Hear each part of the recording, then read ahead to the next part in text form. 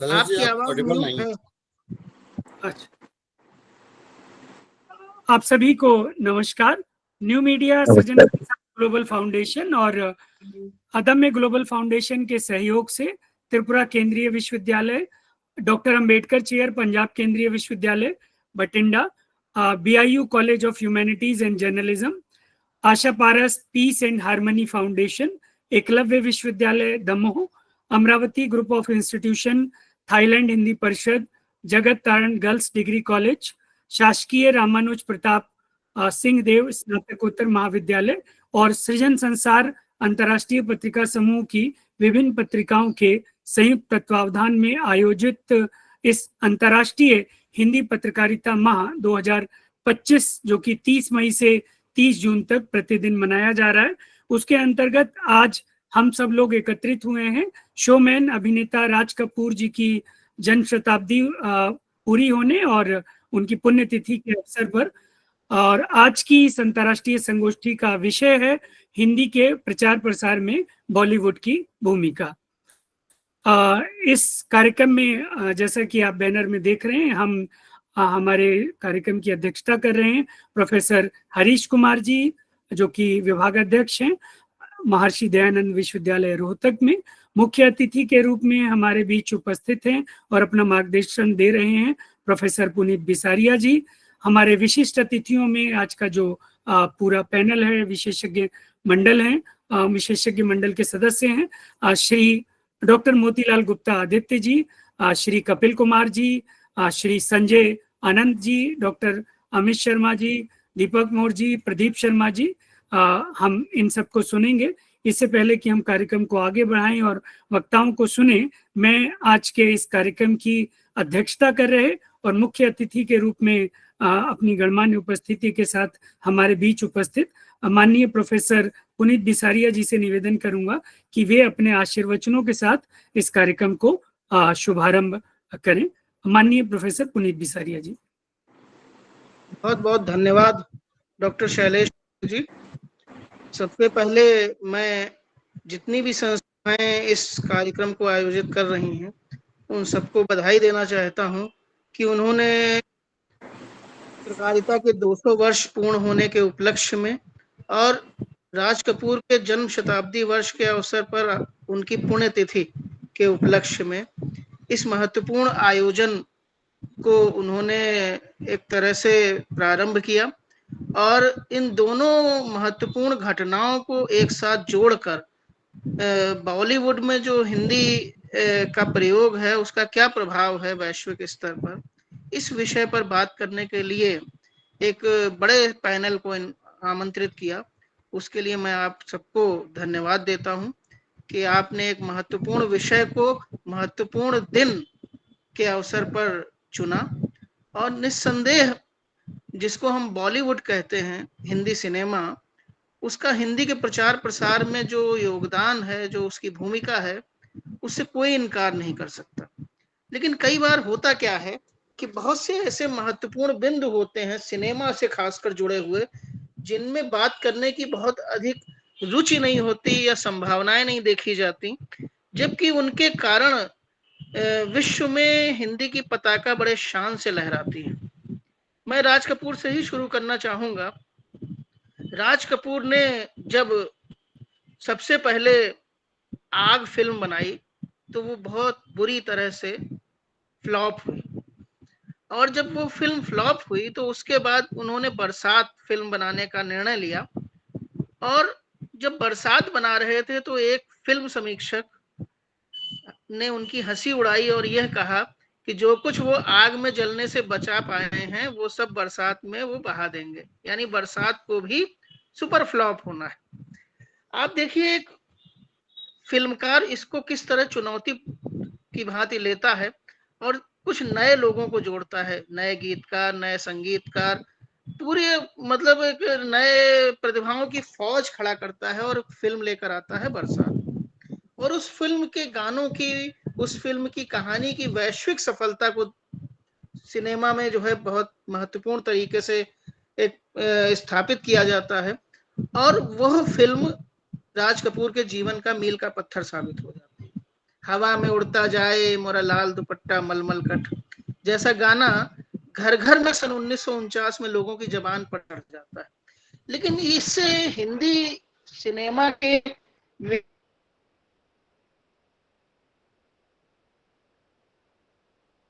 विकास में या हिंदी के विकास में बहुत महत्वपूर्ण भूमिका शायद अदा नहीं होती। उसके लिए राज कपूर अपनी अगली फिल्मों का इंतजार करते हैं और एक फिल्म इसके 2 वर्ष बाद लेकर आते हैं जिसका नाम है आवारा। आवारा फिल्म हुई और उसमें एक युवा ने जो स्वतंत्रता प्राप्ति के पश्चात स्वप्न देखे थे वो किस तरह से धूल धूसरित होते हैं, चूर चूर हो जाते हैं और बेरोजगारी का दंश किस तरह से युवाओं को काटता है और युवा उसके प्रकोप से किस प्रकार से अपने जीवन में विभिन्न प्रकार की विपत्तियों का सामना करता है। यह इस फिल्म की मूल भूमिका थी। लेकिन महत्वपूर्ण बात यह थी कि संपूर्ण विश्व में द्वितीय विश्व युद्ध के बाद कमोबेश ऐसी ही हालत थी। लगभग मंदी आ चुकी थी, पूरी दुनिया में बेरोजगारी की एक लहर आई हुई थी। तो इस फिल्म ने केवल हिंदी सिनेमा को ही प्रभावित नहीं किया बल्कि संपूर्ण विश्व को प्रभावित किया। हिंदी के दर्शक ही इससे नहीं जुड़े बल्कि मध्य एशिया, यूरोप, यहाँ तक कि अमेरिका और ऑस्ट्रेलिया महाद्वीप तक इस फिल्म की गूंज सुनाई दी और दुनिया भर के बेरोजगारों ने इस फिल्म से अपने आप को जोड़ा। और यही कारण था कि जब रूस राज कपूर सन 1952 में जाते हैं तो वहां पर उनका स्वागत आवारा आ गया यह कहकर किया जाता है। तो हिंदी की ताकत यह है कि आवारा शब्द हमारे यहाँ भले ही नकारात्मक हो लेकिन संपूर्ण वैश्विक स्तर पर भारतीयों की पहचान का संवाहक बन जाता है। मतलब भारतीयों को पहचाना जाता है आवारा शब्द से। इसके बाद अगले ही वर्ष सन 1952 में तुर्की में, जो आज तुर्की है, आवारे नाम से इस फिल्म का रीमेक बनता है और संपूर्ण मध्य एशिया में ये आवारा हिंदुस्तानी छा जाता है। तो हिंदी की ताकत की अगर आप बात करें तो इसको मजबूत तरीके से रेखांकित करने का काम राज कपूर जी ने किया। क्योंकि राज कपूर की जन्म शताब्दी भी है और आज पुण्यतिथि भी है, तो मैंने राज कपूर जी से इस तथ्य की शुरुआत की। लेकिन ऐसा नहीं है कि राज कपूर से पहले हिंदी का सिनेमा ने विश्व में हिंदी की भूमिका को रेखांकित नहीं किया था। उनसे बहुत पहले, लगभग 16 वर्ष पहले, वी शांताराम डॉक्टर कोटनीस की अमर कहानी सन 1932 में लेकर आते हैं। और डॉक्टर कोटनीस के बारे में मैं आपको बता दूं कि डॉक्टर कोटनीस ने चीन में महामारी के दौरान बहुत महत्वपूर्ण काम किया था और चीन में आज भी डॉक्टर कोटनीस की प्रतिमा स्थापित है और उन्होंने उस महामारी की चपेट में आकर अपने प्राण न्यौछावर कर दिए। तो चीन में हिंदी का जो कुछ भी प्रयोग हमें दिखाई देता है उसको शुरुआत करने का श्रेय एक मराठी वी शांताराम जी को है, जिन्होंने डॉक्टर कोटनीस की भूमिका भी इस फिल्म में निभाई थी। और हिंदी का प्रचार प्रसार में इस फिल्म के योगदान को हम विस्मृत नहीं कर सकते। और ये फिल्म केवल चीन तक नहीं बल्कि आसपास के और देशों, मंगोलिया और अन्य जो देश हैं, उज्बेकिस्तान आदि, वहां पर भी हिंदी के प्रचार प्रसार में डॉक्टर कोटनीस की अमर कहानी फिल्म का एक बहुत महत्वपूर्ण योगदान था। कितनी देर मुझे बोलना है कृपया बता दें, मैं उस हिसाब से संक्षिप्त कर लूंगा। एक मिनट, मेरा हैंग हो गया जी। तो ये शुरुआत होती है। इसके बाद चेतन आनंद नीचा नगर फिल्म लेकर आते हैं। नीचा नगर वास्तव में आज के दौर की अगर हम करें तो स्लम डॉग मिलियनेयर का वो आदिम संस्करण कही जा सकती है, जिसमें मुंबई के जो चाल हैं, मुंबई के जो स्लम हैं, उनके लोगों की समस्याएं दिखाई गई थी। क्योंकि वो नीचा नगर है, मतलब निम्न वर्गीय लोगों का नगर है और उसको कई अंतर्राष्ट्रीय पुरस्कार मिले और हिंदी सिनेमा की चर्चा दुनिया भर में हुई। इसके बाद बहुत सारे ऐसे दृष्टांत हैं जब हिंदी फिल्मों ने अपनी छाप छोड़ी। फिर मैं राज कपूर की ओर लौटूंगा। राज कपूर ने जिस देश में गंगा बहती है जैसी फिल्म बनाकर गंगा को, भारत की संस्कृति को, भारतीय निश्चलता को, भारत के भोलेपन को पूरी दुनिया के सामने लाने का काम किया। और उन्होंने ये स्थापित किया कि एक बुरी या दुष्ट प्रकृति का व्यक्ति भी हमारी निश्चलता से, हमारे भोलेपन से शायद पिघल सकता है। और इसकी चर्चा भी काफी वैश्विक स्तर पर हुई कि किस प्रकार से गंगा नाम का व्यक्ति डाकुओं का हृदय परिवर्तन करता है। और ऐसी एक फिल्म दो आंखें 12 हाथ भी आ चुकी थी, उसमें भी कुछ इसी प्रकार के प्रयोग थे। वी शांताराम की ही फिल्म थी। तो वी शांताराम और राज कपूर, इन्होंने वैश्विक स्तर पर सिनेमा को ले जाने में बहुत महत्वपूर्ण भूमिका निभाई। और मदर इंडिया की चर्चा न करें तो शायद हिंदी सिनेमा का जो वैश्विक स्तर पर प्रभाव है उसकी मैं माफी चाहता हूँ, आपको रोक रहा हूँ। अभी हम आपसे केवल आशीर्वचन ले रहे हैं और हम आपको विस्तार से फिर से सुनेंगे। सभी पैनलिस्ट के साथ थोड़ा सा मेरे माइक में समस्या हो गई थी, आपने पूछा और मैं ऑन नहीं कर पाया। मैं माफी चाहता हूँ, बीच में रोक रहा हूँ आपको।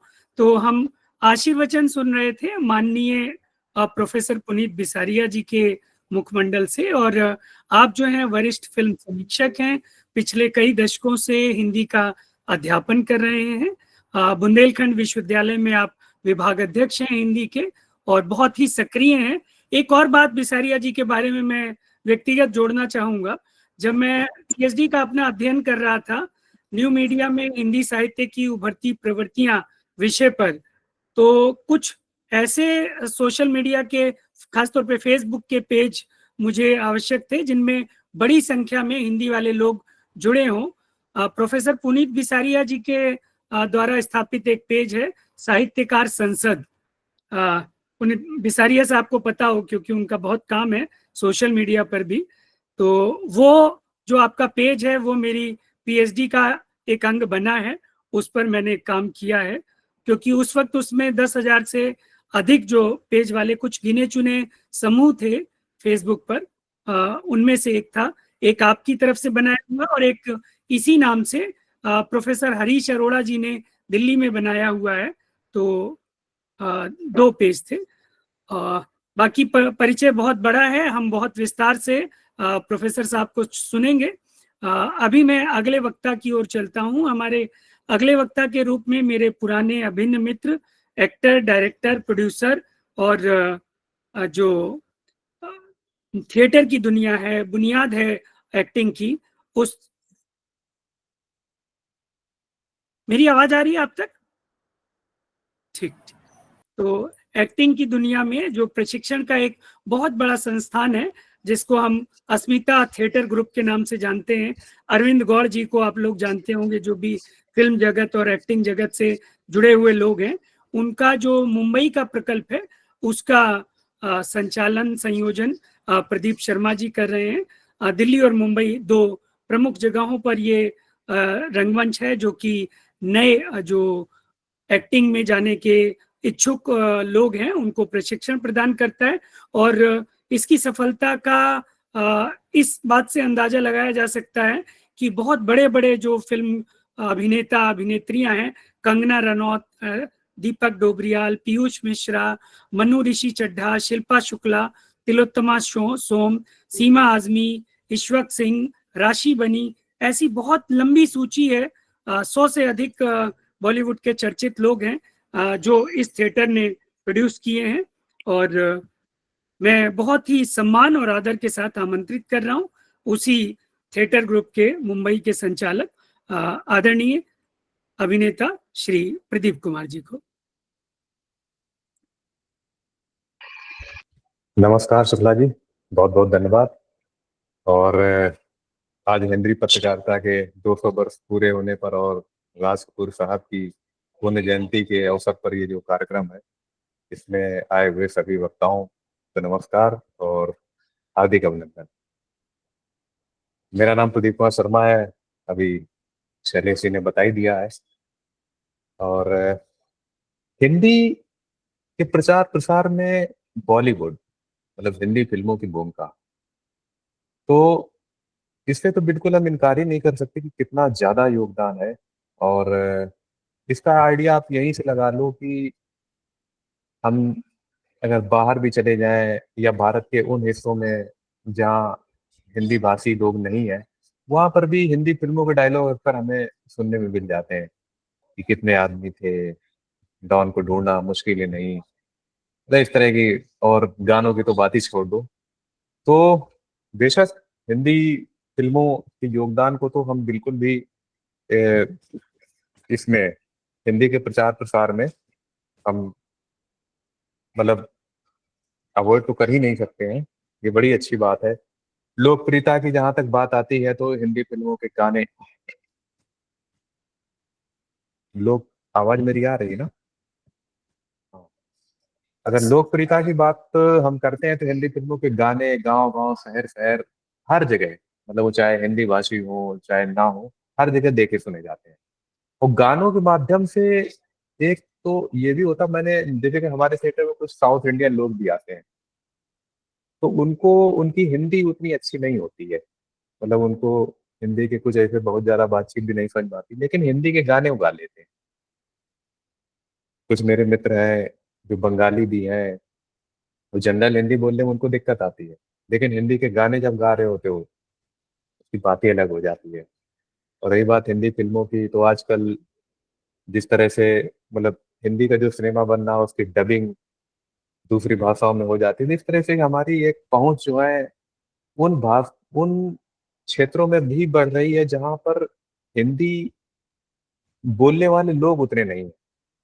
जैसे मैं अभी साउथ में भी एक फिल्म की शूटिंग के लिए गया था, तो बिल्कुल ही ग्रामीण क्षेत्रों में रहा, अंदर तक काफी गया, तो वहां पर तो हिंदी बोलने वाले लोग तो नहीं थे, लेकिन उनको एक जो बेसिक हिंदी है, मतलब जो उन्होंने फिल्में देख देख के अपना या गाने सुन सुन के सीखी, वो उतनी तो जरूर बोल लेते हैं।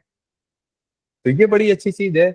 और अभी प्रोफेसर साहब ने, पुनीत जी ने बताया कि रसिया में जैसे राज कपूर साहब गए तो आवारा आ गया, है ना? तो ये मतलब ये बहुत ही बड़ी बात है।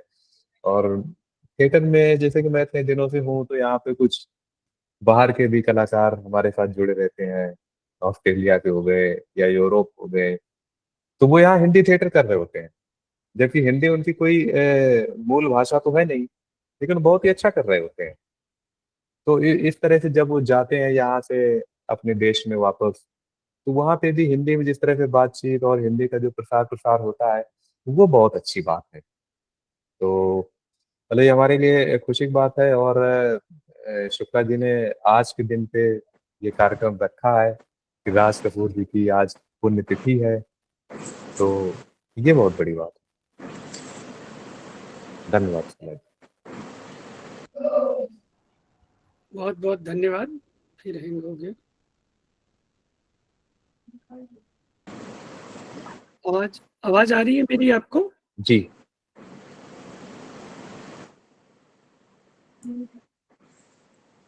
हेलो, हैंग हो गया रहा है।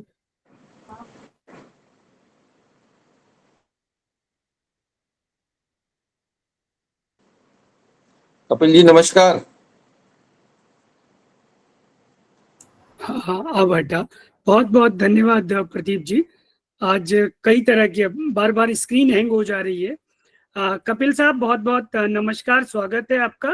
और आप लेखक हैं, अभिनेता हैं, प्रोड्यूसर हैं, बहुत कई आयाम हैं आपके व्यक्तित्व के। आप हालांकि पैनल में काफी वरिष्ठ हैं, लेकिन क्योंकि आपको कहीं जाना है, अभी किसी और कार्यक्रम में भी जुड़ना है, तो मैं बिना किसी और भूमिका के मैं निवेदन करूंगा कि आप अभी म्यूट पर हैं आदरणीय कपिल जी। मैं बिना किसी और भूमिका के बहुत संक्षेप में बताते हुए, जैसे मैंने कहा कि आप लेखक हैं, कवि हैं, गजलकार हैं, और साथ ही पंचगव्यम नाम से एक विश्वविद्यालय है तमिलनाडु में, उसके प्रति कुलपति भी हैं। मैं निवेदन करूंगा कि आप अपनी बात रखें और जो आपको अन्य कार्यक्रमों में जाना है, हमें अपना जो भी बात आपको रखनी है वो साझा करें हमारे बीच। आदरणीय नमस्कार। मैं आपको वो खास प्रोग्राम में बताया नहीं फोन पे, मैं अभी बताता हूँ। मेरे बेटे मेरा पोता है छोटा सा, उसका आज बर्थडे है, तो वो खास जी। प्रोग्राम इसलिए था, और जी। बाकी कोई होता तो मैं उसको कर लेता, लेकिन अब वो ऐसा है कि उस प्रोग्राम को छोड़ना नामुमकिन है। तो अब ऐसे ही चलो मैं सीधा आता हूँ अपनी उस पे। जी। तो राज कपूर साहब की क्या बात है कि उनसे बड़ा तो शोमैन कभी अभी तक हुआ ही नहीं है। शोमैन के नाम से विख्यात हैं, और उन्होंने फिल्म इंडस्ट्री को एक नई दिशा दी, उसमें कोई दो राय नहीं है कि उन्होंने मतलब स्टारडम बनाया, सब कुछ किया। वो कहाँ से मतलब चले थे, उनकी एक पुरानी पिक्चरें देखो, और जो बॉबी से उन्होंने टर्न किया है, बिल्कुल अलग ही दिशा में ले गए फिल्म इंडस्ट्री को। तो नमस्कार उनको भैया, उन्होंने बहुत ही फिल्म इंडस्ट्री को देके गए हैं, स्टारडम देके गए हैं। चंद लाइनों से एक एक शेर है, आप गर चंद पल रुके होते, आप अगर चंद पल रुके होते, दरमियान यूं न फासले होते। आप अगर चंद पल रुके होते, दरमियान यूं न फासले होते। नरम होता कहीं जो दिल उनका, नरम होता कहीं जो दिल उनका, सख्त इतने न फैसले होते, सख्त इतने न फैसले होते। आप अगर चंद पल रुके होते। तो हमारे लाइफ के कुछ बहुत पहलू हैं, और मेरे ख्याल से राज कपूर साहब ने तो इतना लाइफ के पहलू में, उनकी तीसरी कसम फिल्म देखो, ठीक है, तीसरी कसम और कहाँ बॉबी, मतलब उनका देखो बहुत पिक्चरें हैं उनकी, क्या याद करूं, मतलब कि ऐसी ऐसी पिक्चरें हैं। मेरा नाम जोकर को लो, मतलब सबसे बड़ी फिल्म, इतनी बड़ी फिल्म बनाई थी उन्हें, फिल्म फेल हुई, लेकिन उनका विजन फेल नहीं था उसमें, वो आज तक भी लोग याद करते हैं उसको। और फिल्म लाइन तो क्या कहते हैं, ख्वाब का एक जरिया है लोगों को। तो सर, आपने इतना बड़ा प्रोग्राम उनके ऊपर रखा है, हम तो उनके सामने कहने के लायक नहीं है, उतनी इतनी बड़ी शख्सियत थे वो। तो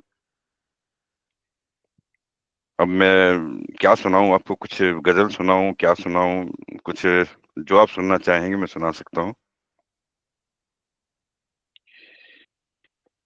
मंजिलों से जुदा हो गए, रास्ते जब खफा हो गए। मंजिलों से जुदा हो गए, रास्ते जब खफा हो गए, नर्म होके झुके जब कभी, लोग सारे खुदा हो गए, लोग सारे खुदा हो गए। और एक एक मेरा शेर था, इस कदर खुद को भुलाता है क्या, इस कदर खुद को भुलाता है क्या, जहन में याद का खाता है क्या, दावतें दे कभी तो खुशियों को, बिन बुलाए कोई आता है क्या, बिन बुलाए कोई आता है क्या। खाली खाली नगर ही लगता है, अजनबी हर बशर ही लगता है, जब गिरे हो उदासियों में तो मुस्कुराना हुनर ही लगता है, मुस्कुराना हुनर ही लगता है। आपके इंतजार में हमको एक पल भी पहर ही लगता है, ऐसी ऐसी बारिश से लग रहा है डर, गिर ना जाए ये घर ही लगता है। मुझसे मुंह फेर के वो बैठे हैं, मुझसे मुंह फेर के वो बैठे हैं, चुगलियों का असर ही लगता है, चुगलियों का असर ही लगता है। और शैलेश भाई, कहने को तो बहुत कुछ है, और एक गजल और पढ़ूंगा, उसके बाद मैं विराम दूंगा। स्वागत बेकल स्वागत हमारे बीच मैं स्वागत करता चलूं हमारे आज के इस कार्यक्रम के माननीय अध्यक्ष प्रोफेसर हरीश कुमार जी हैं। आपका बहुत हाँ जी, हाँ बहुत जी, स्वागत। नमस्कार सर। नमस्कार, नमस्कार जी। सभी को नमस्कार। जी जी प्लीज कपिल। बे, हाँ, बेकली एक दिल के अंदर है, जैसे पेवस्त कोई खंजर है। बेकली एक दिल के अंदर है, जैसे पेवस्त कोई खंजर है, लड़खड़ाती है दिल की कश्ती, लड़खड़ाती है दिल की कश्ती, और हदें तोड़ता समंदर है, बहुत खूब, बहुत खूब। और हदें तोड़ता समंदर है। मेरी राहों में बिछे हैं कांटे, मेरी राहों में बिछे हैं कांटे, और सर पे शिद्दत से जलता हुआ अंबर है, सर पे शिद्दत से जलता हुआ अंबर है, और लहलाती हैं गमों की फसलें भी, और लहलाती हैं गमों की फसलें भी, और खुशी की जमीन बंजर है, बेकली एक दिल के अंदर है, जैसे पैवस्त कोई खंजर है। सामने है भी और नहीं भी वो, सामने है भी और नहीं भी वो, एक जादू के जैसा मंजर है, एक जादू के जैसा मंजर है, बेकली एक दिल के अंदर है, जैसे पैवस्त कोई खंजर है। धन्यवाद। और शैलेश भाई धन्यवाद, फिर मुलाकात होगी। बहुत बहुत बहुत धन्यवाद। फिर से नमस्कार। मेरा यहाँ स्क्रीन, हेलो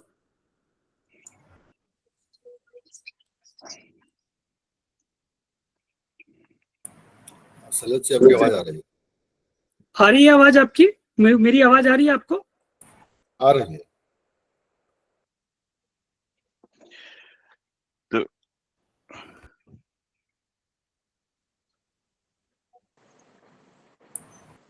सर प्रणाम सर। अरे सर नमस्कार। अरे सर नमस्कार। बहुत बहुत धन्यवाद आदरणीय कपिल जी। शैलेश जी, हाँ जी आपके लिए एक शेर बोल के विदा लेता हूँ। आपके लिए, जी मैं नजरें देखकर इंसान को पहचान लेता हूँ, मैं नजरें देखकर इंसान को पहचान लेता हूँ, वही करता हूँ जो दिल में ठान लेता हूँ, और सदा जिसकी सुन लेता है मेरा दिल, बस उसको अपना दोस्त मान लेता हूँ, बस उसको अपना दोस्त मान लेता हूँ। धन्यवाद, नमस्कार।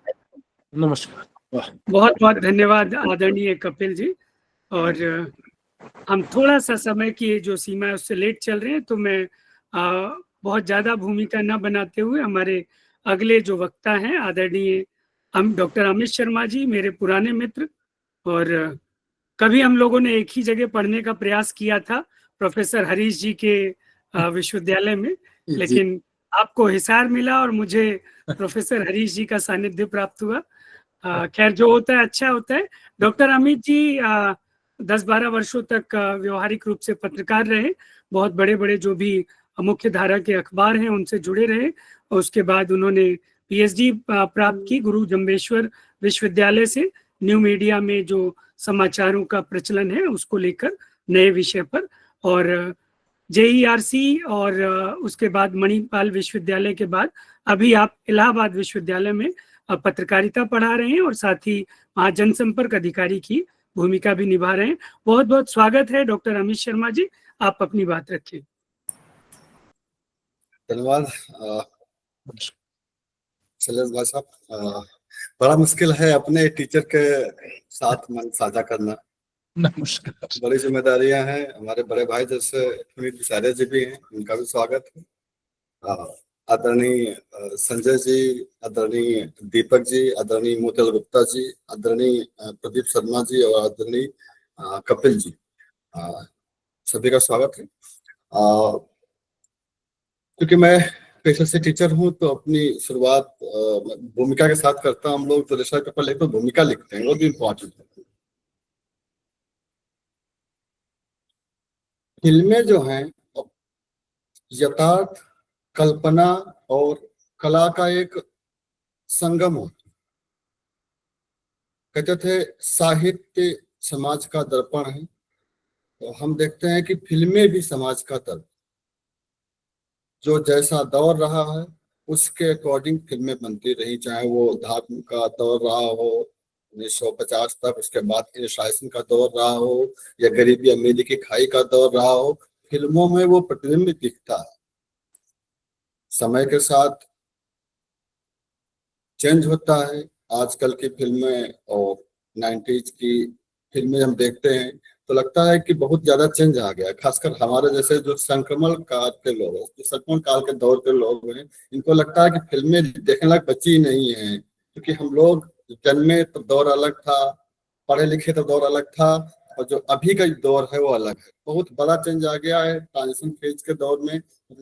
तो उनको लगता है कि बहुत सारे, अभी मैं एक फिल्म का नाम नहीं लूंगा, एक पत्रकार है मुंबई के, उनकी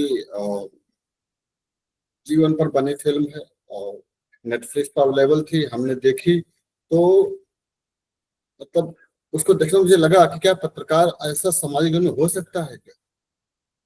बड़ा मुश्किल हो जाता है चीजों को देखना।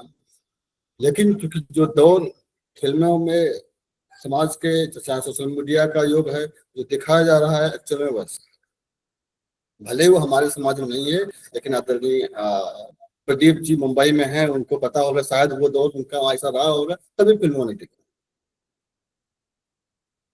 दूसरा, चूंकि आज हमारे पास दो अवसर है, एक राज कपूर जी की पुण्यतिथि है और हम हिंदी के जो पत्रकारिता के जो 200 साल पूरे हो रहे हैं उसके उपलक्ष्य में प्रोग्राम कर रहे हैं, तो हिंदी के बारे में कुछ बोलना जरूरी हो गया।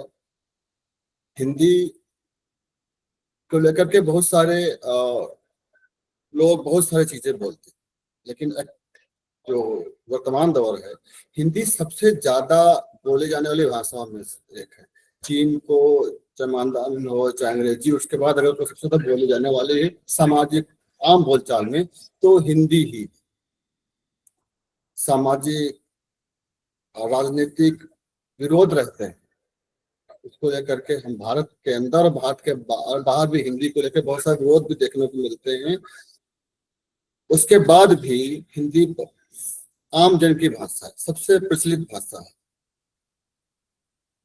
भारतीय सिनेमा ने हिंदी को वैश्विक भाषा बनाया।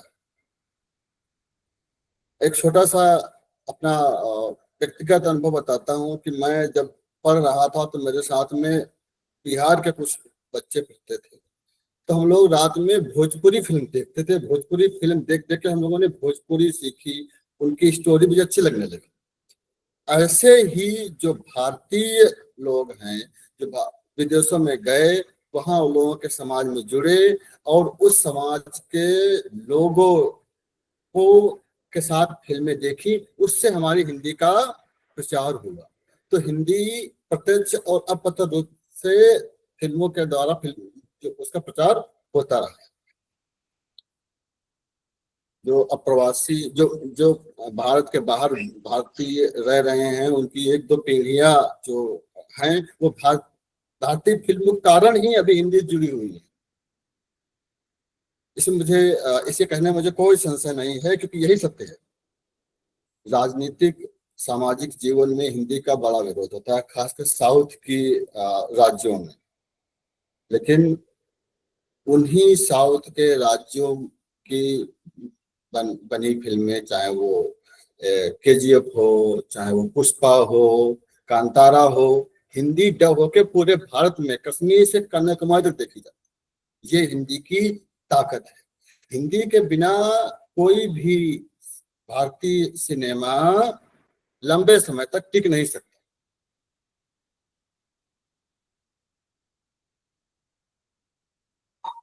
तमिलनाडु का एग्जांपल लेते हैं। तमिलनाडु में हिंदी को लेकर बहुत सारे विरोध होते रहे हैं, उसके राजनीतिक कारण लंबे समय से होते रहे हैं। उसके कई दशक का इतिहास हमारे वरिष्ठ जनों को पता है, याद है। लेकिन उसी तमिलनाडु के शहरों में 16 एक साल तक चली है थिएटर। ये हिंदी की प्रासंगिकता है, ये हिंदी की उपयोगिता है, ये हिंदी की ताकत है। हिंदी के कारण ही साउथ की फिल्मों को वैश्विक दर्शक मिले हैं, पूरे देश के अलावा बाहर भी देखी जाती है। हिंदी पूरे विश्व के दर्शकों को भारतीय फिल्में, खासकर भारत में डब, हिंदी में डब या हिंदी में बनी फिल्मों के कारण ही पूरे विश्व में भारतीय सिनेमा, चाहे वो साउथ का हो, चाहे वो महाराष्ट्र सिनेमा हो, चाहे वो पंजाबी सिनेमा हो, बंगाली हो, इन सबको जो इम्पोर्टेंस मिला विश्व में स्तर पर जो महत्व मिला है, वो हिंदी के कारण मिला है। हिंदी में बनी फिल्में, दंगल की बात करें, सबसे ज्यादा वैश्विक कमाई करने वाली फिल्म है, जिसने भारत के बाहर 2000 से ज्यादा करोड़ कमाए। जवान 1100 करोड़ से ज्यादा कमाए। पठान ने 1000 करोड़ से ज्यादा कमाए। ये कमाई भारत के बाहर है, भारत के अंदर नहीं। स्त्री अभी 2 नई फिल्म आई थी, इसने करीब 800 से ज्यादा कमाए, 800 करोड़ से ज्यादा कमाए। ऐसे ही छावा फिल्म भी 25 में ही आई है, इसने 800 से ज्यादा करोड़ कमाए। अब हम उन फिल्मों की उद्योग की बात करते हैं जहां पर भारतीय भाषा हिंदी का विरोध होता है। तमिल और तेलुगु फिल्में बनी। बाहुबली 2 का अगर देखें तो इसने 1800 से ज्यादा करोड़ कमाए वैश्विक स्तर पर, भारत से बाहर। पुष्पा 2 का द्वितीय पार्ट था, उसने भी 1800 से ज्यादा करोड़ कमाए। RR ने 1300 से ज्यादा करोड़ कमाए। और कल की जो अभी फिल्म आई थी लास्ट ईयर, उसने 1200 से ज्यादा करोड़ विदेशों में कमाए। कन्नड़ में बड़ी फिल्म KGF चैप्टर 2 ने 1200 करोड़ से ज्यादा कमाए। भारतीय फिल्मों ने भारतीय भाषाओं, भारतीय बोलियों और भारतीय संस्कृति का वैश्विक स्तर पर प्रचार किया है। ये किसी छुपा नहीं है। वैश्विक स्तर पर भारतीय कल्चर, भारतीय पहनावे, भारतीय खान पहन, ये भारतीय बोली मतलब हिंदी से इतर भारतीय संस्कृत का भी विस्तार सिनेमा, भारतीय फिल्मों के कारण हुआ है। इसके साथ ही वैश्विक स्तर से भारतीय सिनेमा के कारण, हिंदी सिनेमा के कारण आर्थिक लाभ भी हुआ है। थोड़ा चूंकि समय कम है, आदरणीय शरद भाई साहब ने कहा था कि समय संक्षिप्त रखिएगा, तो सोवियत संघ का से साथ जो अच्छा संबंध है, उसका बहुत सारा योगदान हमारे राज कपूर जी को भी जाता है। भारत का हिंदी के साथ जो रसिया का भारत के साथ रसिया का जो संबंध है, मैं कहीं पढ़ रहा था कि जब पहली बार राज कपूर जी रसिया गए तो उन्होंने वीजा नहीं लिया था, तो उसके बाद भी उनका स्वागत हुआ, क्योंकि वो आवारा, जबकि भाई साहब ने बताया कि वो आवारा के फिल्म बनने के बाद से बहुत फेमस हो गए।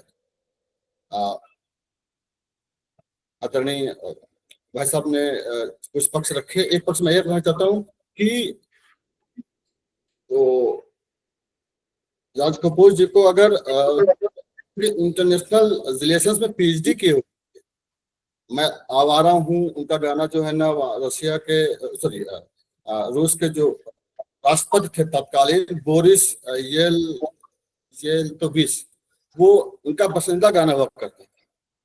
उनका एक गाना हम लोग बचपन से सुनाते आ रहे हैं, मेरा जूता है जापानी, ये पतलून इंग्लिस्तानी, सर पर लाल टोपी रूसी, फिर भी दिल है हिंदुस्तानी। कई देशों की संस्कृति को, कई देशों के लोगों को एक मंच पर लाने का एक माध्यम था। उनकी उस दौर में भी सोवियत, जो कि पूरा सोवियत सहयोगी देश, वहां के लगभग हर देश में भारतीय सिनेमा राज कपूर जी के कारण जाने जाती थी। तो एक लास्ट में एक अंतिम पक्ष में रखना चाहूंगा कि भारतीय सिनेमा, भारतीय फिल्मों की, हिंदी सिनेमा के कारण एक और जो चेंज मैं देख पा रहा हूँ, ये है कि देश के कई सारी यूनिवर्सिटीज में हिंदी पढ़ाई जाती है, और उस पढ़ाने की जो पेडागॉजी है, टूल है, उसमें हिंदी सिनेमा भी। तो भारतीय सिनेमा ने हिंदी के विकास में बहुत महत्वपूर्ण योगदान दिया है। उतना ही योगदान भारतीय सिनेमा ने हिंदी को भी दिया है, जितना हिंदी ने भारतीय सिनेमा। दोनों सिक्के के दो पहलू जैसे हैं, दो एक दूसरे से जुड़े हुए। इसी शब्दों के साथ मैं अपनी वाणी को विराम देता हूँ। मैं धन्यवाद करता हूँ आदरणीय शरद भाई साहब का, जिन्होंने मुझे मौका दिया इतने वरिष्ठ जनों के बीच में मुझे बोलने का। बहुत बहुत धन्यवाद डॉक्टर अमित साहब। आपने बहुत सारे पहलू, हिंदी और फिल्म दोनों की परस्पर निर्भरता, दोनों के परस्पर लाभ पे आपने बहुत विस्तृत और गहन चर्चा की। आपने ये भी बताया कि किस तरीके से जो दूसरी भाषाओं की भारत की फिल्में हैं, हिंदी में डब होके पूरी दुनिया में बहुत बड़ा व्यवसाय कर रही हैं। आपने आंकड़े भी दिए। आपके इस शोधपरक व्याख्यान के लिए बहुत बहुत धन्यवाद आपका। मैं बार बार देख रहा था, प्रदीप जी कुछ कहना चाह रहे हैं, आपका हाथ बार बार उठ रहा था। आदरणीय प्रदीप जी। मैं ये बोल रहा था कि जो स्त्री फिल्म है ना, तो इसमें जो कास्टिंग डायरेक्टर है, जी, इसमें अपने अस्मिता थिएटर के ही है। और शैलेश जी, शायद आप जानते हो कि 2010 में हम लोगों के साथ थे। उसके एक्टर भी हाँ, उसके एक्टर भी हैं। और इसके हमारे जो साथ में। कास्टिंग डायरेक्टर है वो शिव चौहान है। और शिव चौहान जी वही व्यक्ति हैं जो वर्कशॉप लिया करते थे। जी जी, जानता हूँ। हाँ, तो और वही मुझे है। याद है कि मैंने आपको जोड़ा था अस्मिता थिएटर से। जी उस वक्त जी। शिव चौहान जी वहाँ थे, और जो हाँ उसकी एक्टर हैं आत्मजा पांडे, आ, हाँ, उनसे भी परिचय आपका तभी हम लोगों ने तभी किया। हाँ तभी हो पाया था। जी जी। खैर, हम वो बातचीत और करेंगे। हाँ तो हाँ। अस्मिता ने हिंदी फिल्म जगत को बहुत सी हस्तियां दी हैं। मैं थोड़ा सा पैनल के बाहर जाना चाहूंगा अध्यक्ष महोदय की अनुमति से। वरिष्ठ मीडिया कर्मी डॉक्टर शशि दुकन जी मॉरिशस से जुड़ी हैं। मैं चाहूंगा कि वो संक्षेप में अगर अपनी बात रखना चाहें, हिंदी फिल्मों को का जो मॉरिशस में प्रभाव रहा है हिंदी के प्रचार प्रसार को लेकर, यदि उस पर कुछ कहना चाहें। आदरणीय बड़ी बहन डॉक्टर शशि दुकन जी। सभी को मेरा सादर नमन। मैं सोचती हूँ इतने विद्वान जन बैठे हुए हैं, लेकिन फिर भी मैं मॉरिशस के नजरिए से बताना चाहूंगी कि मॉरिशस में हिंदी सिनेमा का बहुत बड़ा प्रभाव पड़ा है। और लोगों ने हिंदी को अगर सीखा है, क्योंकि सीखने की स्कूलों में तो कोई व्यवस्था थी नहीं, तो हिंदी के माध्यम से उन्होंने पढ़ना सीखा है, हिंदी को बोलना सीखा है। सबसे बड़ी बात, आज बड़े बड़े राजनेता, बड़े बड़े लोग जो हैं, बड़े बड़े ओहदों पर हैं, वो कहते हैं हमें दुख है कि हमारे समय में हिंदी नहीं थी, लेकिन सिनेमा के माध्यम से हमने हिंदी को बोलना सीखा है। ये सबसे बड़ी बात है। दूसरी बात, समय समय पर हिंदी सिनेमा से लोगों ने, सिनेमा के माध्यम से भारतीय संस्कृति के पर्वों को, वेशभूषा को, खान पान को और उनके दैनिक जीवन में प्रत्येक गतिविधियों को जितना सहजता से सिनेमा के माध्यम से उठाया है, वो अपने आप में मॉरिशस में सराहनीय है। मैं कहूंगी कि आज अगर हिंदी मॉरिशस में इतनी प्रचलित है, या भारत से बाहर शायद कोई ऐसा देश हो जहां इतनी हिंदी लोकप्रिय है, या क्यों इसकी वजह से ही मॉरिशस को छोटा भारत कहा जाता है, क्योंकि हिंदी भाषा का बोलबाला इतनी प्रचलन में है कि मैं बता नहीं सकती। शायद भारत से, मैं ब्रॉडकास्टर में रही हूँ, मेरे संपर्क में ऐसे कलाकार आए हैं, तो वो हिंदी सिनेमा से आए थे, जबकि तो मेरे डायरेक्टर वो हिंदी में इंटरव्यू देने से मना कर रहे थे, तो मेरे डायरेक्टर ने मुझे कहा कि उनको इन्फ्लुएंस करें कि यहाँ हिंदी में लोग कितना सुनना पसंद करते हैं, आप उनसे कहें कि वो हिंदी में बात करें।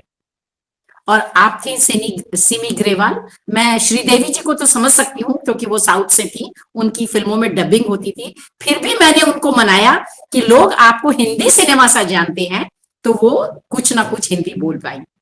तो मैं कह रही हूँ कि उस समय लोग अपने घरों में हिंदी सिनेमा के कलाकारों को अपने घर में पोस्टर के रूप में जो थे वो लगाते थे। इतना उनके जीवन में, क्योंकि उनके जीवन में कोई मनोरंजन का कोई साधन नहीं था, सिर्फ सिनेमा ही था जिससे कि उन्होंने। और राज कपूर की फिल्में, आप जानते हैं सिनेमा में राज कपूर को लेकर लोग जो थे इतने उमड़ पड़ते थे, क्योंकि मुझे मॉरिशस में आए हुए 50 साल हो गए, तो मैंने देखा है कि किस तरह लोग राज कपूर जी के, आज उनकी जयंती है, तो मैं ये कहना चाहूंगी कि राज कपूर की फिल्में न सिर्फ रशिया में, अन्य देशों में भी जिस तरह से उन्होंने अपनी अमिट छाप बनाई है, चाहे वो भारतीय संस्कृति को लेकर हो, चाहे आम सामाजिक समस्याओं को लेकर हो, उन सबको उन्होंने छुआ है, और इसीलिए शायद वो सबके प्रिय हुए, मैं ये कहूंगी।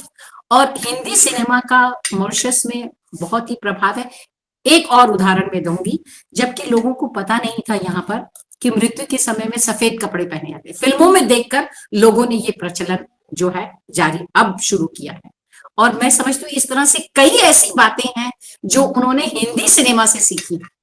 तो ये अपने आप में बताता है कि मॉरिशस में सिनेमा का जो है कितना अत्यधिक प्रभाव जो है हमें देखने को मिलता है। लेकिन समय के साथ सिनेमा में भी बहुत उतराव चढ़ाव आए हैं। जो सिनेमा पहले बहुत लाभप्रद शिक्षाप्रद होता था, वो कहीं सिनेमा में आज उसमें जो है पतन भी देखा जा रहा है।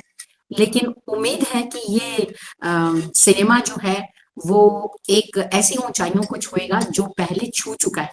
बजाय कि उस परचम को लहराए रखने के लिए हम सिनेमा के जो पहलू हैं, दर्शकों को चाहिए कि उन पहलुओं को एक्सेप्ट ही ना करें, क्योंकि कहीं ना कहीं दर्शक एक्सेप्ट करते हैं तब वो सिनेमा बनता है।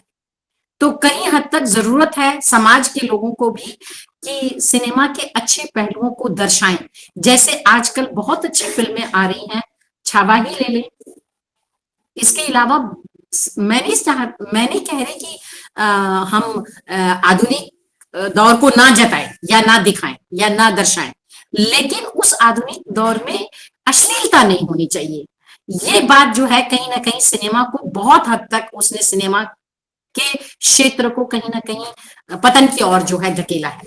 तो हमें कई बार मैं जान सकती हूँ कि निर्देशक प्रोड्यूसर जितने लोग हैं वो यही कहते हैं अगर लोग जनता मांग करती है तो हम परोसते हैं, लेकिन जनता को भी चाहिए कि उसको नकारें।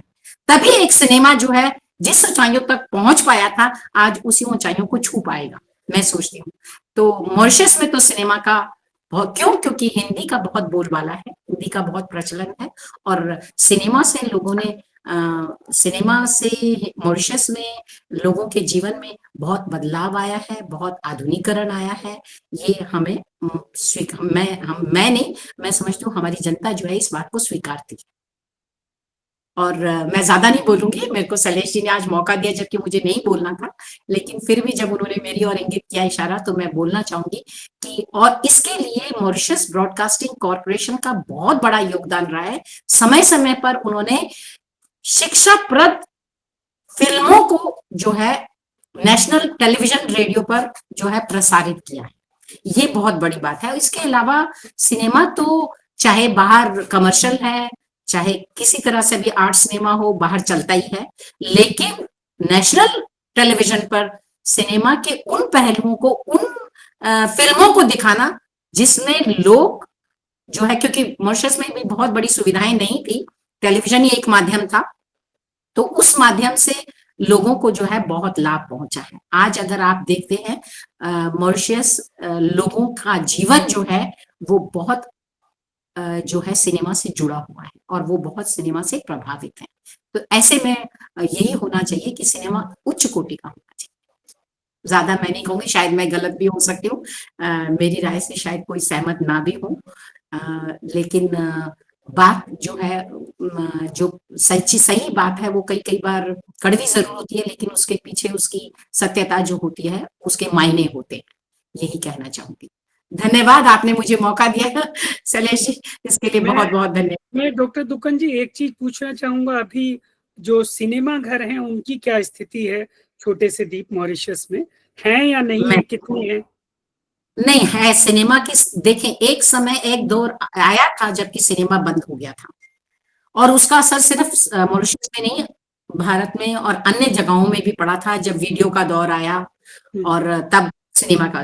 लेकिन आज भी लोग सिनेमा घरों में देखने के लिए जाते हैं, क्योंकि जो अच्छी फिल्में होती हैं उनको सिनेमा के पर्दे पर देखना और टेलीविजन पर अपने लैपटॉप पर देखना या फिर अपने घर में देखना वो दूसरी बात होती है। लेकिन अच्छी फिल्मों को अगर लोग देखना चाहते हैं वो सिनेमा पर देखते हो, और आज लोगों ने फिर से सिनेमा की ओर रुख किया है और सिनेमा थिएटर खुले हैं, फिर से खुले और रेनोवेट होकर खुले हैं और लोग बड़ी दिलचस्पी के साथ सिनेमा जो है घरों में जा रहे हैं। और सबसे बड़ी बात ये, एक समय था कि जब एक फिल्म इंडिया में रिलीज होती थी, भारत में रिलीज होती थी, तो कई महीने के बाद वो भारत में मॉरिशस में आती थी। और आज देखिए मॉरिशस सरकार की सहकारिता कहें या सहयोग कहें कि जो फिल्म आज भारत में रिलीज होती है उसी दिन वो मॉरिशस में रिलीज होती है। ये बहुत बड़ी अच्छी बात है कि मतलब बाद में अन्य माध्यमों से वो लोग देखकर सिनेमा में शायद ना भी जाते थे, लेकिन आज वो लोग इसमें जो है अपनी दिलचस्पी दिखाते हैं कि कोई फिल्म रिलीज हो रही है, उसके रिव्यू देखकर वो सिनेमा घरों की तरफ रुख करते हैं। और अच्छा सिनेमा हमेशा लोगों को भाएगा और उसका स्थान हमेशा रहेगा। बहुत बहुत धन्यवाद आदरणीय डॉक्टर दुक्कल जी। मेरी विशेष इच्छा थी इस पहलू पे बात करने की, तभी मैंने आपको बीच में निवेदन किया। मैं अब अध्यक्ष महोदय की अनुमति से हमारे पैनल में जो अगले विशेषज्ञ वक्ता हैं श्री संजय आनंद जी, उनको आमंत्रित करना चाहूँगा। डॉक्टर संजय आनंद जी हिंदी साहित्य, हिंदी फिल्म समीक्षा के क्षेत्र में अंतर्राष्ट्रीय स्तर पर एक बहुत ही प्रतिष्ठित नाम है। छत्तीसगढ़ की माटी से जुड़े वे न केवल हिंदी भाषा, साहित्य, सनातन संस्कृति के वैश्विक प्रचार प्रसार में सक्रिय हैं, बल्कि युवा अवस्था से ही सार्वजनिक जीवन में भी एक सशक्त भूमिका निभा रहे हैं। वे बहुत से सामाजिक संगठनों में नेतृत्व देने वाले बड़े पदों पर रहे हैं और उन्होंने विमल साहित्य संस्थान की स्थापना की। 2012 में विश्व हिंदी सभा के नाम से एक अंतर्राष्ट्रीय समूह प्रारंभ किया। हाल ही में उनकी कुछ पुस्तकें प्रकाशित हुई हैं और कुछ आ रही हैं, जिसकी उन्होंने अभी सूचना दी कि जो भूमिका है वो विश्व हिंदी सचिवालय की वर्तमान जो महासचिव हैं माधुरी रामधारी जी ने लिखी हैं। तो मैं बहुत आदर और बहुत सम्मान के साथ आमंत्रित कर रहा हूं आदरणीय डॉक्टर संजय आनंद जी को। स्वागत है संजय जी। हरे कृष्णा। आप सब मुझे सुन पा रहे हैं? मेरी आवाज आप सब लोगों तक पहुंच रही है? ठीक है, मैं अपनी बात प्रदान करता हूँ। मित्रों, आज आप सभी विद्वजनों को सबसे पहले प्रणाम करता हूँ, क्षमा चाहता हूँ। आप सब लोगों को पहले मेरा प्रणाम। अब अपनी बात प्रारंभ करता हूँ। मित्रों, आज की संगोष्ठी का विषय है जो आयोजकों ने हमें दिया है, हिंदी के प्रचार प्रसार में बॉलीवुड की भूमिका। तो मैं विषयांतर नहीं करूंगा क्योंकि मैं द फिल्म फाउंडेशन ट्रस्ट से पुनीत मिसारिया जी के साथ जुड़ा हूं, तो हम लोगों का तो ये विषय है ही, परंतु जो आज विषय दिया है मैं इस विषय पर ही बात करूंगा, इस विषय से विषयांतर नहीं करूंगा। सर्वप्रथम आप सभी विद्वजनों का ध्यान आकृष्ट कराना चाहूंगा कि बॉलीवुड की जो बॉलीवुड शब्द का अनुप्रयोग ही गलत है। आज हमारा जो वो था, आज जो हमारा संगोष्ठी का विषय हम लोग को दिया गया था वो था हिंदी के प्रचार प्रसार में बॉलीवुड की भूमिका। तो बॉलीवुड शब्द का अनुप्रयोग ही गलत है। हिंदी सिनेमा से जुड़ी अनेक हस्तियों ने समय समय पर इस शब्द के अनुप्रयोग पर आपत्ति दर्ज कराई है। इसमें प्रमुख नाम है महानायक अमिताभ बच्चन जी, स्वर्गीय लता जी, अनुपम खेर जी और आलोकनाथ जी, जिनके विषय में मैं जानता हूं इन सब लोगों ने प्रामाणिक तौर से बॉलीवुड शब्द के अनुप्रयोग पर आपत्ति दर्ज कराई है। दरअसल ये शब्द ब्रिटिश मीडिया द्वारा इजाद किया गया। ये शब्द व्यंग्यात्मक अर्थ के लिए अनुप्रयोग हुआ। एक व्यंग्यात्मक शब्द था, सटायर था, वो व्यंग्यात्मक अर्थ के लिए अनुप्रयोग हुआ, हॉलीवुड के सामने हमारे सिनेमा को अपमानित करने के लिए। अतः हम सभी अपने सिनेमा को भारतीय सिनेमा कहें या हिंदी सिनेमा कहें तो बेहतर होगा, ऐसा मेरे आप सभी विद्वजनों से अनुरोध है। हिंदी सिनेमा अपने आप में अनोखा है, पश्चिम से सर्वथा भिन्न। ये टेक्नोलॉजी जरूर वेस्टर्न कंट्री से आई सिनेमा की, पर जो हमारा सिनेमा विकसित हुआ वो पूर्णतया भारतीय है, पश्चिम से सर्वथा भिन्न। पारसी थिएटर और उत्तर प्रदेश की लोकप्रिय नौटंकी नाट्य कला, जो उत्तर प्रदेश की नौटंकी, इसका ही विकसित रूप है। अब आप देखिए कि विदेशी की फिल्मों में कभी फिल्म का नायक या नायिका अपनी बात को कहने के लिए गाना नहीं गाते, न भावनाओं की कड़ी चाशनी से लबरेज होते हैं और न ही अति नाटकीयता के शिकार। अब ये सब हमारी फिल्मों में होता है। इसका कारण ये है कि ये नौटंकी से ही विकसित हुई है, और नौटंकी जिन्होंने देखी है या जो नौटंकी के विषय में जिन्होंने अध्ययन किया है वो जानते होंगे कि नौटंकी में जो संवाद होता था वो नायक नायिका गा कर करते थे। कुछ बात वो करते थे, उसके बाद वो गाना शुरू कर देते थे। तो उसी का ही एक रूप हमारा फिल्मों में विकसित हुआ। आज भी इतना समय बीत गया, आधुनिक दौर आ गया, 21वीं सदी में हम आ गए, उसके बाद भी देखिए हमारे फिल्मों में संगीत होता है, गाना होता है, विभिन्न स्थिति परिस्थितियां जो फिल्मों में निर्मित होती है उसमें नायक नायिका जो है अपनी बात को गाना गाकर कहते हैं। हमारे सिनेमा में आज भी संगीत अनिवार्य है, ये अनमोल खजाना है। इसमें हिंदी, उर्दू और अन्य भारतीय भाषाओं के अनमोल नगमे हैं, गीत हैं, जिन्हें हमारे महान संगीतकारों ने बड़ी नफासत से बेहतरीन धुनों में सजाया है। आप में जो भी वैश्विक सोच समझ रखते हैं वे जानते हैं कि हमारा सिनेमा और उसका संगीत पूरे विश्व में सुना जाता है। आश्चर्य यह है कि उन्हें हिंदी नहीं आती। जो लोग इसे सुनते हैं विदेशों में, बहुत सारा एक ऐसा ऑडियंस है हमारा और ऐसे दर्शक है हमारी फिल्मों का जिन्हें हिंदी नहीं आती, लेकिन वो हिंदी पढ़ना भी नहीं जानते, लिखना भी नहीं जानते, लेकिन वे हमारी फिल्में देखते हैं। जैसे मैं अफ्रीका की बात करूं तो अफ्रीका में अगर आप कहीं पे भी जाइए तो जो वहाँ के एफएम चैनल चलते हैं, मैं हिंदी चैनल्स की बात नहीं कर रहा हूँ, वहाँ के जो उनकी स्थानीय भाषाओं के भी जो चैनल चलते हैं संगीत के, उसमें आपको हमारा संगीत सुनाई देगा। युगांडा में, साउथ अफ्रीका में, घाना में आपको अनेक राह चलते ऑटो टैक्सी चालक मिलेंगे जिन्हें हमारे गानों के मुखड़े याद हैं, हमारे फिल्मी गानों के मुखड़े याद हैं और आपको सुना देंगे 2 लाइन। ठीक है, हमारी भाषा उन्हें नहीं आती किंतु हमारी फिल्में उन्हें पसंद है और उनके गाने भी। अतीत में राज कपूर जी की भूमिका बहुत यादगार रही। इसके विषय में अभी मेरे पूर्व वक्ताओं ने भी बोला। हिंदी के प्रचार में उनका अतुलनीय योगदान है। वो सोवियत संघ का दौर याद करिए जब सभी सोवियत गणराज्य में राज कपूर साहब की फिल्म आवारा जनता जनार्दन के दिमाग में छाई हुई थी। आवारा हो की धुन बहुत लोकप्रिय हुई। इसके बाद फिल्म आई श्री 420 जिसका गीत था मेरा जूता है जापानी, ये पतलून इंग्लिशतानी, सर पर लाल टोपी रूसी, फिर भी दिल है हिंदुस्तानी। आदरणीय मेरे पूर्व वक्ता जो है उन्होंने भी इसका उल्लेख किया। अब मैं इससे जुड़ी हुई एक आपको बात बताता हूं जो आप में से शायद बहुत लोगों को नहीं मालूम होगी। यहाँ रूसियों को ये बात बहुत अच्छी लगी कि उनकी लाल टोपी इस गीत में ऊपर है और उनके शत्रु जापान के जूते की बात कही गई है। अब ये अर्थ आपको बड़ा अटपटा लगेगा किंतु रूसियों ने इस गीत को लाल झंडे और साम्यवाद का समर्थक गीत माना। क्योंकि लाल टोपी की बात कही गई थी इसलिए उन्होंने इसे उस जमाने में इसे लाल झंडे और साम्यवाद का समर्थक गीत माना, जबकि ऐसा कुछ है नहीं, पर उन्होंने ऐसा माना।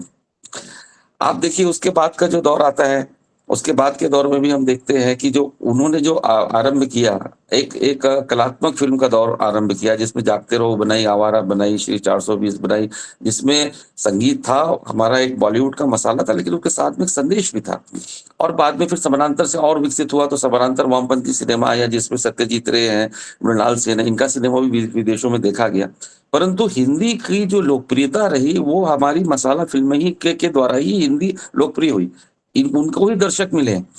फिजी में, सूरीनाम में जहां हिंदी फिजी हिंदी या सरनामी के नाम से अस्तित्व में है किंतु लिपि भिन्न है। भोजपुरी ही केवल नहीं है, उसमें स्थानीय भाषा डच फ्रेंच के भी शब्द हैं। वे देवनागरिक लिपि नहीं लिख पाते।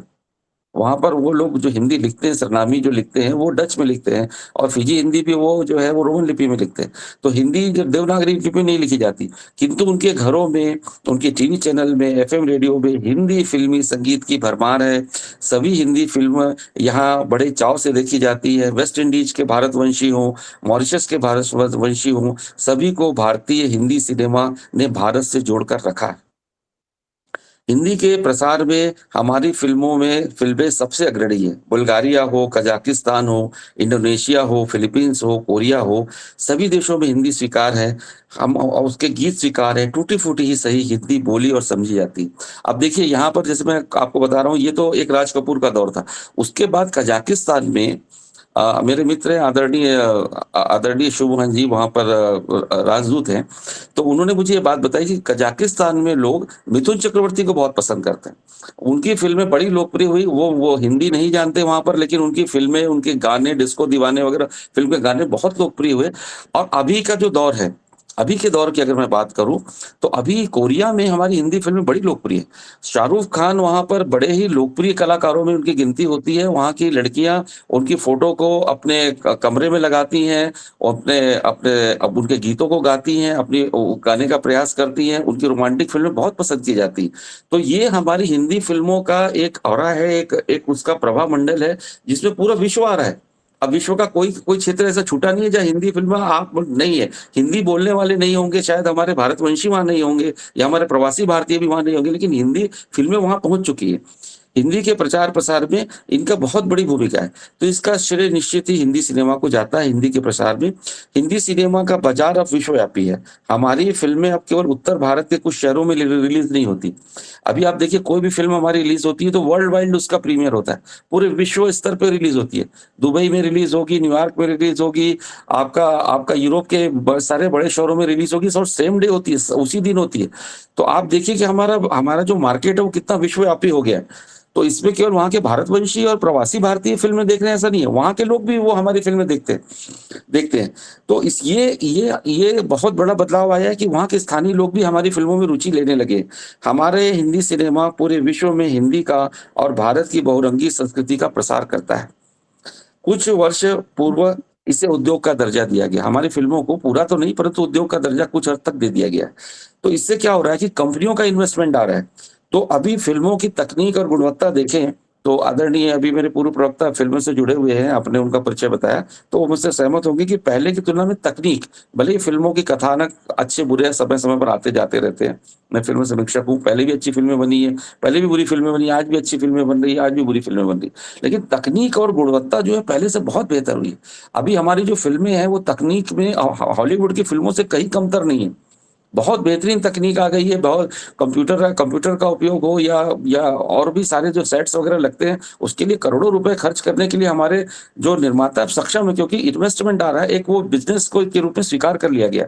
और उसका प्रभाव क्या हुआ है कि जो हमारी जो फिल्में हैं अब पूरे विश्व में देखी जा रही है, और जो हिंदी इसके माध्यम से और हमारी भारत की जो संस्कृति है वो पूरे विश्व में फैल रही है।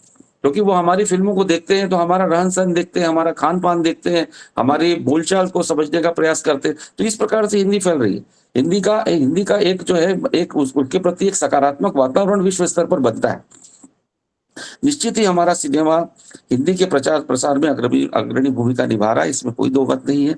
अब ये मेरा गहन अध्ययन का क्षेत्र है, पर मैं समझता हूँ कि जो आयोजक हैं वो चाहेंगे कि सबको समय मिले, इसलिए मैं इस पर विस्तार से चर्चा कर सकता था, परंतु मैं समय को देखते हुए और समय के अभाव को देखते हुए अपनी बात यहीं समाप्त करता हूँ। फिर कभी आयोजक महोदय मुझे आमंत्रित करेंगे विषय पर बोलने पर समय देकर, तो मैं इस पर काफी विस्तार से जो है आप सब लोगों के समक्ष अपनी बात रखूंगा। मेरी बात पूर्ण हुई। आप सब लोगों ने मेरी बात को सुना, मेरे विचारों को सुना, इसके लिए आप सब लोग का बहुत बहुत धन्यवाद। हरे कृष्णा कृष्ण कृष्णा हरे हरे, हरे राम राम राम हरे हरे। बहुत बहुत धन्यवाद आदरणीय। और हम भी ये मान के चलते हैं कि हमारी जो भविष्य की संगोष्ठियां हैं उसके लिए बीजारोपण अभी किया जा रहा है। हम कोशिश करेंगे कि एक एक दो वक्ताओं को विस्तार से सुने, ताकि उस विषय के बारे में हमें भी थोड़ा गहराई से ज्ञान प्राप्त हो सके। अभी जाहिर सी बात है पैनल बड़ा है और समय भी काफी बीता जा रहा है। बहुत बहुत धन्यवाद। आपने देश विदेश में हिंदी फिल्मों के माध्यम से जो हिंदी का प्रचार प्रसार हो रहा है, और न सिर्फ भारतवंशी बल्कि विभिन्न देशों के जो मूल निवासी हैं वो भी भारतीय फिल्मों में रुचि रख रहे हैं, भारत को समझने के लिए, भारत की संस्कृति को समझने के लिए। इन सब बातों पे आपने प्रकाश डाला। पुनः आपका बहुत बहुत आभार। मैं अब निवेदन करूंगा आज के एक और विशिष्ट वक्ता आदरणीय डॉक्टर मोतीलाल गुप्ता आदित्य जी से कि वो अपनी बात रखें। इससे पहले कि वो उनको मैं अपनी बात के लिए आमंत्रित करूं, बहुत संक्षेप में उनके बारे में मैं बताना चाहूंगा कि अधिकांश लोग उनको इस रूप में जानते हैं कि आप भारत सरकार गृह मंत्रालय के एक वरिष्ठ अधिकारी के रूप में क्षेत्रीय उपनिदेशक रहे हैं। आप राजभाषा कार्यान्वयन और राजभाषा प्रशिक्षण दोनों के ही क्षेत्रीय प्रमुख रहे हैं। पश्चिम क्षेत्र के केंद्रीय कार्यालय जो कि मुंबई में स्थित है, वहाँ के सभी जो केंद्र सरकार के कार्यालय हैं उनका अपने राजभाषा प्रशिक्षण और कार्यान्वयन दोनों क्षेत्रों में मार्गदर्शन किया। आपके प्रयासों के से करीब 34 वर्ष बाद 2011 में राजभाषा नियमों में परिवर्तन आया और भी बहुत सारी सकारात्मक चीजें हुई, लेकिन जो आज से जुड़ी हुई बात है वो बहुत कम लोगों को पता है कि डॉक्टर गुप्ता आदित्य जी एक स्वतंत्र फिल्म पत्रकार के रूप में भी लंबे समय तक कार्य करते रहे और देश के सभी प्रमुख हिंदी समाचार पत्रों, टीवी, सिनेमा से संबंधित इनके लेख निरंतर प्रकाशित होते रहे हैं। इन्होंने फिल्म जगत को बहुत करीब से देखा है। दशकों तक इनका प्रवास मुंबई में रहा और सदी के महानायक से लेकर टीवी सिनेमा के अनेक नए पुराने अभिनेताओं, निर्माता, निदेशकों, गायकों, संगीतकारों आदि के भी आपने साक्षात्कार लिए हैं। और डॉक्टर गुप्ता को अपने इस कार्य के लिए विभिन्न राष्ट्रीय अंतर्राष्ट्रीय पुरस्कारों से सम्मानित किया गया है। तो मैं भी इस मंच पर बहुत सम्मान, बहुत आदर और बहुत विनम्रता के साथ आमंत्रित करता हूं डॉक्टर मोतीलाल गुप्ता आदित्य जी को कि वे विशिष्ट अतिथि के रूप में अपनी बात रखें। डॉक्टर आदित्य। धन्यवाद बंधु। सबसे पहले तो मैं धन्यवाद शुक्ला जी आपको ही देना चाहूंगा कि आपके कारण हम यहाँ बैठे हैं, आपके कारण हम कई मित्रों से रूबरू हो रहे हैं और उनके विद्वानों को हम सुन पा रहे हैं। और अवसर भी बड़ा अनुकूल है कि पुण्यतिथि है और राज कपूर जी की और पत्रकारिता का एक अध्याय पूरा हुआ है। मैं अपनी बात को, जैसे कि पहले के वक्ताओं ने कहा, मैं पूरी तरह हाँ, पहले मैं कुछ हम यहाँ के जो हमारे साथी हैं उनके नाम में ले लूँ। जैसे हरीश कुमार जी जो हैं आज के अध्यक्ष हैं हमारे, और पुनीत बिसारिया जी हैं, संजय आनंद जी से हम मिलते रहते हैं लेकिन आज अच्छे से इनको सुन पाए हैं, सोशल मीडिया से हम जुड़े हैं, बहुत अच्छा काम कर रहे हैं सिनेमा, संगीत को, तमाम चीजों को लेकर के जो है। प्रदीप शर्मा जी शायद लगता है मुझे भूल गए होंगे कि नहीं शायद 25-30 साल के बाद मैं आपको देख रहा हूँ आज। अरे भूले नहीं, आपने मुझे देखा होगा 2015 में देखा होगा, 15-16 में मुलाकात हुई होगी, ध्यान नहीं मुझे तो, क्योंकि उससे पहले प्रदीप जी हमारे साथ दिल्ली में थे। नहीं, मुंबई में जब आप आए वो भी मुझे लगता है कि 2000 के पहले की बात है, 15-16 की बात होगी, 15-16 की बात है जी, मुझे लगा था पहले की बात है। और इस प्रकार जो अन्य हमारे साथी यहाँ पर मौजूद हैं, मैं एक बहुत बारीक बात कहना चाह रहा हूँ। मैं चाहूंगा कि इसलिए मैंने इसको वो किया क्योंकि कई प्रोफेसर, विद्वान, तमाम लोग मौजूद हैं। एक सिक्का है, मैं इसके दो पहलू देख रहा हूँ। एक पहलू की चर्चा अक्सर होती है, मुंबई की कई संगोष्ठियां जिसमें फिल्मों के निर्देशक और कलाकार तमाम लोग मौजूद होते हैं और वो कागर खोल करके ये घोषणा करते हैं हमारे कारण हिंदी बढ़ी है, हमने हिंदी को बढ़ाया है। मैं उनसे कहता हूँ नहीं साहब, ऐसा बिल्कुल नहीं, आप हिंदी के वफादार कभी थे ही नहीं। ये बात है कि हिंदी सिनेमा से हिंदी बढ़ी है, पर आप हिंदी के वफादार कभी नहीं थे। हिंदी ने हिंदी सिनेमा को ही नहीं, पूरे भारतीय सिनेमा को बढ़ाया है। हिंदी ने भारतीय सिनेमा को बढ़ाया है, अपनाया है। मैं आपको कुछ उदाहरण देना चाहूंगा। हिंदी सिनेमा था कहाँ? 1913 में सिनेमा की शुरुआत होती है और 1931 में बोलती हुई फिल्में आती है, तो वहां से हम भाषा की शुरुआत मान लेते हैं। जहां आरा और तमाम इस प्रकार की फिल्में वहां बनती हैं, वे सारी फिल्में उर्दू फिल्में हैं साहब। और मैं इसको रेखांकित इसलिए करना चाह रहा हूँ, उर्दू क्या है? उर्दू यूं तो हिंदी ही है, लेकिन कैसी हिंदी है?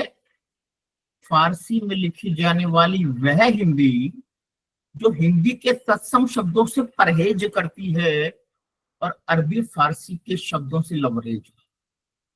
आप जितनी फिल्में देखेंगे उनके शब्द देखेंगे, ऐसे ऐसे शब्द जो गाने हमने बहुत बार गाए, उनके शब्दों का अर्थ मुझे आज तक नहीं पता। पूरा एक दौर ऐसा रहा है कि जिसमें हिंदी सिनेमा के नाम पर उर्दू सिनेमा है, गीत हैं, तमाम है, क्योंकि पूरा का पूरा पृष्ठभूमि उसकी जो है वही है। किस किस के नाम में यहाँ गिनवाऊंगा मैं, तमाम जो ये लोग हैं उस दौर में जो थे, मजरू सुल्तानपुरी, साहिल लुधियानवी, कमर जलालाबादी और तमाम लोग उसी पृष्ठभूमि से। पटकथा लेखक भी ज्यादातर वही थे और उन्होंने बड़ी परहेज किया है। उन्होंने ये कोशिश नहीं की कि भाई जो बोल चाल की हिंदी है उसमें भले ही तत्सम शब्द भी आए, ये भी आए, वो भी आए। वो एक बड़ा दौर रहा। 1950 के बाद थोड़ा सा परिवेश बदलने लगा। हालांकि वो पूरी तरह बदला तो कभी नहीं, और जिसमें कुछ हिंदी साहित्यकार उसमें आने लगे, और जिसका परिणाम यह हुआ कि जैसे प्रदीप जी थे, शैलेंद्र थे, हसरत जयपुरी थे, भरत व्यास थे, हरवंश राय बच्चन, नीरज, पटकथा लेखकों में धर्मवीर नागर जी, भवानी प्रसाद मिश्र, इस प्रकार के लोग जब आने लगे तो थोड़ा परिवर्तन आया, और उर्दू से लबरेज हिंदी सिनेमा में थोड़ी हिंदी आगे की तरफ बढ़ने लगी। एक और चीज मैं पाता हूँ, ये उस दौर की बात है जब हिंदी पत्रकारिता में 1991-92 के आसपास में जुड़ा फिल्मों की हिंदी पत्रकारिता से। उस समय जो है कुछ आंचलिक फिल्में आनी शुरू हुई। जो आंचलिक फिल्में, मैंने प्यार किया राजस्थानी पृष्ठभूमि से थी, दिल वाले दुल्हनिया ले जाएंगे, कुछ बिहार के और अन्य क्षेत्रों की पृष्ठभूमि पर, कुछ पंजाबी पृष्ठभूमि के, कुछ दिल्ली के क्षेत्रों को लेकर के वो जो आई, और वो साहित्यकार आए, तब थोड़ी सी उर्दू में, आपको जानकर आश्चर्य होगा कि पहले तो स्थिति ये थी कि जो पटकथा लिखी जाती थी वो भी देवनागरी में नहीं लिखी जाती, वो भी फारसी में भी लिखी जाती। लेकिन पूरा का पूरा जो हिंदी का जो आधार था उसको लेकर के सिनेमा आगे बढ़ता गया, और उसमें सबसे बड़ी खास बात थी उस समय का संगीत। उस संगीत के कारण मैं तो ये पाता हूँ कि गीत इतने महत्वपूर्ण नहीं थे, लेकिन उनका संगीत इतना मन भावक था कि जो भी कहा वो अंदर तक समा गया। और उसमें मैं जानता हूँ कि संगीतकार कितनी मेहनत करते थे, एक धुन को बनाने के लिए कितना समय लगाते थे, जिसके कारण हिंदी सिनेमा के ऊपर सवार होकर हिंदी राष्ट्रव्यापी और विश्वव्यापी हुई, जिसका जिक्र हमारे साथियों ने किया। अभी हमारे अमित शर्मा जी शायद वो कह रहे थे कि भाई किस प्रकार से हिंदी के माध्यम से हमारा क्षेत्रीय सिनेमा, गुजराती की, मराठी की, तमिल की, तेलुगु की, कन्नड़ की फिल्में देश दुनिया में पहुंच रही हैं। तो हमने केवल यही नहीं, देश भर की भाषाओं की फिल्मों को हिंदी ने राष्ट्रव्यापी बनाया। अब जैसे छावा की बात हो रही है, या दक्षिण की जो भी बहुत सारी फिल्में हैं जो कि बहुत पैसा कमाया, बहुत नाम कमाया, अगर वे केवल वहीं तक सीमित रहती, तो तेलुगु तक सीमित रहती, कन्नड़ तक सीमित रहती, तो वो उतनी आगे नहीं बढ़ती। हिंदी ने उन्हें आगे बढ़ाया, इसमें कोई दो राय नहीं। और मैं तो ये कहूंगा कि शायद सिनेमा से भी ज्यादा फिल्मों को आगे बढ़ाने का काम, हिंदी को आगे बढ़ाने का काम हमारे धारावाहिकों ने किया है। जब दूरदर्शन अपने नए दौर में आया, तब वहां पर हम लोग, बुनियाद, ऐसे कई बड़े धारावाहिक आए, और एक नया दौर आया, उसको पूरे देश में देखा। उससे हिंदी मैं समझता हूँ कि घर घर में पहुंची, और सबसे बड़ा काम तो हमारे रामायण महाभारत ने किया है। हाँ जी आनंद जी, सबसे बड़ा काम तो रामायण महाभारत ने किया। मुझे अच्छी तरह याद है, मेरी पोस्टिंग गोवा में कुछ समय के लिए हुई थी, तो वहां कोर्ट के जो चेयरमैन थे, सुब्रमण्यम जी, डिप्टी चेयरमैन थे। एक दिन मुझसे उन्होंने कहा, अंग्रेजी में कहा, Gupta ji, I want to learn Hindi, please help me. मैंने कहा कि सर आ जाइए, यहाँ से क्या दिक्कत है? तो बोले, you know that is not possible for me. तो हिंदी नहीं जानते थे। तो उन्होंने कहा कि भाई आप चाहे तो मैं शाम को आपके घर पे आ जाऊंगा। तो मैंने कहा अपने घर पे कहाँ बुलाऊंगा, अकेला आदमी, चाय तक की व्यवस्था नहीं होगी। तो उनका बंगला मिला हुआ था, उन्होंने कहा कि मेरे बंगले पर आइए। उन्होंने जो बात कही वो बड़ी महत्वपूर्ण है। उन्होंने कहा, मुझे जो है हिंदी फिल्मों के गाने, अरे बहुत मजा आता है, क्या गाने हैं, और मुझे समझ नहीं आते। अगर थोड़ी हिंदी सीख लूंगा मैं तो आनंद आ जाएगा। और उन दिनों शायद महाभारत आ रहा था, या कोई सीरियल इस प्रकार का आ रहा था, शायद महाभारत ही था। तो उन्होंने कहा कि उसके डायलॉग मुझे जो है समझ नहीं आते हैं, वो मुझे थोड़ा सा आएगा। कहने का मतलब ये है कि हिंदी ने जो है उन चीजों को कहाँ कहाँ तक लेकर गई, कहाँ कहाँ तक पहुंचाया। जैसे कि अभी हमारे एक मित्र कह रहे थे जो है कि भाई हर किसी ने हिंदी सीखनी चाहिए उनको समझने के लिए गानों को। ये एक बहुत बड़ा मैं समझता हूँ कि योगदान रहा कि हमने पूरे देश के सिनेमा को बढ़ाया। और जब टीवी, तो छोटा पर्दा बड़ा पर्दा होने लगा। ध्यान दीजिए आप, जब मैंने पत्रकारिता शुरू की थी उस समय जी टीवी पहला प्राइवेट चैनल था जो आने वाला था। तो वो एक सीरियल बन रहा था उस समय का, उनके प्रोड्यूसर ने कहा कि साहब मैं एक ऐसा सीरियल बना रहा हूँ, महंगी महंगी कारें होंगी, सुंदर लड़कियां होंगी, चक्का-चौंध वाला सीरियल होगा, ऐसे सीरियल कभी दूरदर्शन पे आए नहीं है। उस दौर में जब टीवी पहुंचा, रामायण महाभारत के दौर से लेकर आगे तमाम तरह की जासूसी धारावाहिक से लेकर क्या क्या नहीं आया। और सबसे बड़ा योगदान तो मैं मानता हूँ कौन बनेगा करोड़पति। साहब क्या हिंदी है, अच्छी हिंदी है, जनमानस को समझ में आने वाली हिंदी है और हर कोई उससे जुड़ जाता है। जितने लोग उस सर्कल में बैठे होते हैं कार्यक्रम के अंदर, उससे कितने ज्यादा लोग उसमें खेल रहे होते हैं। भले वो खेलना ना चाहे, जब सवाल आता है तो हम उसका उत्तर अपने आप में ढूंढते हैं। इस प्रकार भाषा को बड़े पैमाने पर पहुंचाने में मैं समझता हूँ कि हमारे धारावाहिकों का एक बहुत बड़ा योगदान है। पर आगे चलकर हिंदी सिनेमा में सबसे जो बड़ी कमी जो आई कि जो फिल्मी गीत जो थे उनके पहले धुनें बना करते लंबे समय तक, आगे हम चोरी की धुनों का प्रयोग करने लगे। मेरे एक मित्र थे श्याम अनुरागी, वो हमारे घर के पास ही रहते थे। उनका एक गाना बड़ा हिट हुआ था, रुक रुक रुक अरे बाबा रुको माय डार्लिंग। तो उन्होंने कहा भाई आदित्य जी मेरा इंटरव्यू कर लीजिए, अब तो मेरी फिल्म हिट हो गई है, मेरा गाना हिट हो गया है। मैंने कहा चलो आते हैं। रविवार को मैं बैठा, मैंने कहा यार इंटरव्यू तो ठीक है, कोई गाना है ये है, कोई गाना है यार ये तो क्या है, ठीक है। तो उन्होंने कहा आपने सच कहा, ये गाना नहीं बिल्कुल फूहड़ गाना है। पर मैं क्या करूं, जो बनाने वाले हैं नई जनरेशन इसको ऐसे ही गाने खरीदती है। और होता क्या है कि ये जो कैसेट बनाने वाले या फिल्म बनाने वाले बाहर से धुन चोरी करके लाते हैं और मुझसे कहते हैं इस धुन पर कुछ भी उठपटांग लिख दो, और मैं वही लिखता। और उन्होंने अपनी डायरी दिखाई, उसमें इतने सुंदर सुंदर गीत लिखे हुए थे, बहुत बेहतरीन गीत लिखे थे। पर बोले कि इन गानों का चाहने वाला कोई नहीं है, अच्छे गीत उनके संगीत बनाने वाला कोई नहीं है। इसलिए जो आवारा हूं के समय से लेकर लंबे समय तक हिंदी फिल्मों की धुन जो बनती थी, उसने देश दुनिया में हिंदी को, हिंदी के गानों को पहुंचाया है। लेकिन नया जो दौर आया उसमें संगीतकारों की कमजोरी के कारण, भाई साहब बड़ी अच्छी बात है, टेक्नोलॉजी तो बड़ी है, उसमें कोई दो राय नहीं, बहुत अच्छी फिल्में भी बनी हैं, ऐतिहासिक भी बनी है, सामाजिक भी बनी है और तमाम तरह की अच्छी फिल्में भी बनी हैं। लेकिन जो मैं कमी देख रहा हूँ कि आज गाना बनता है, 2 दिन बाद फिल्म देख के आने के बाद भी हमें वो गाना याद नहीं होता है।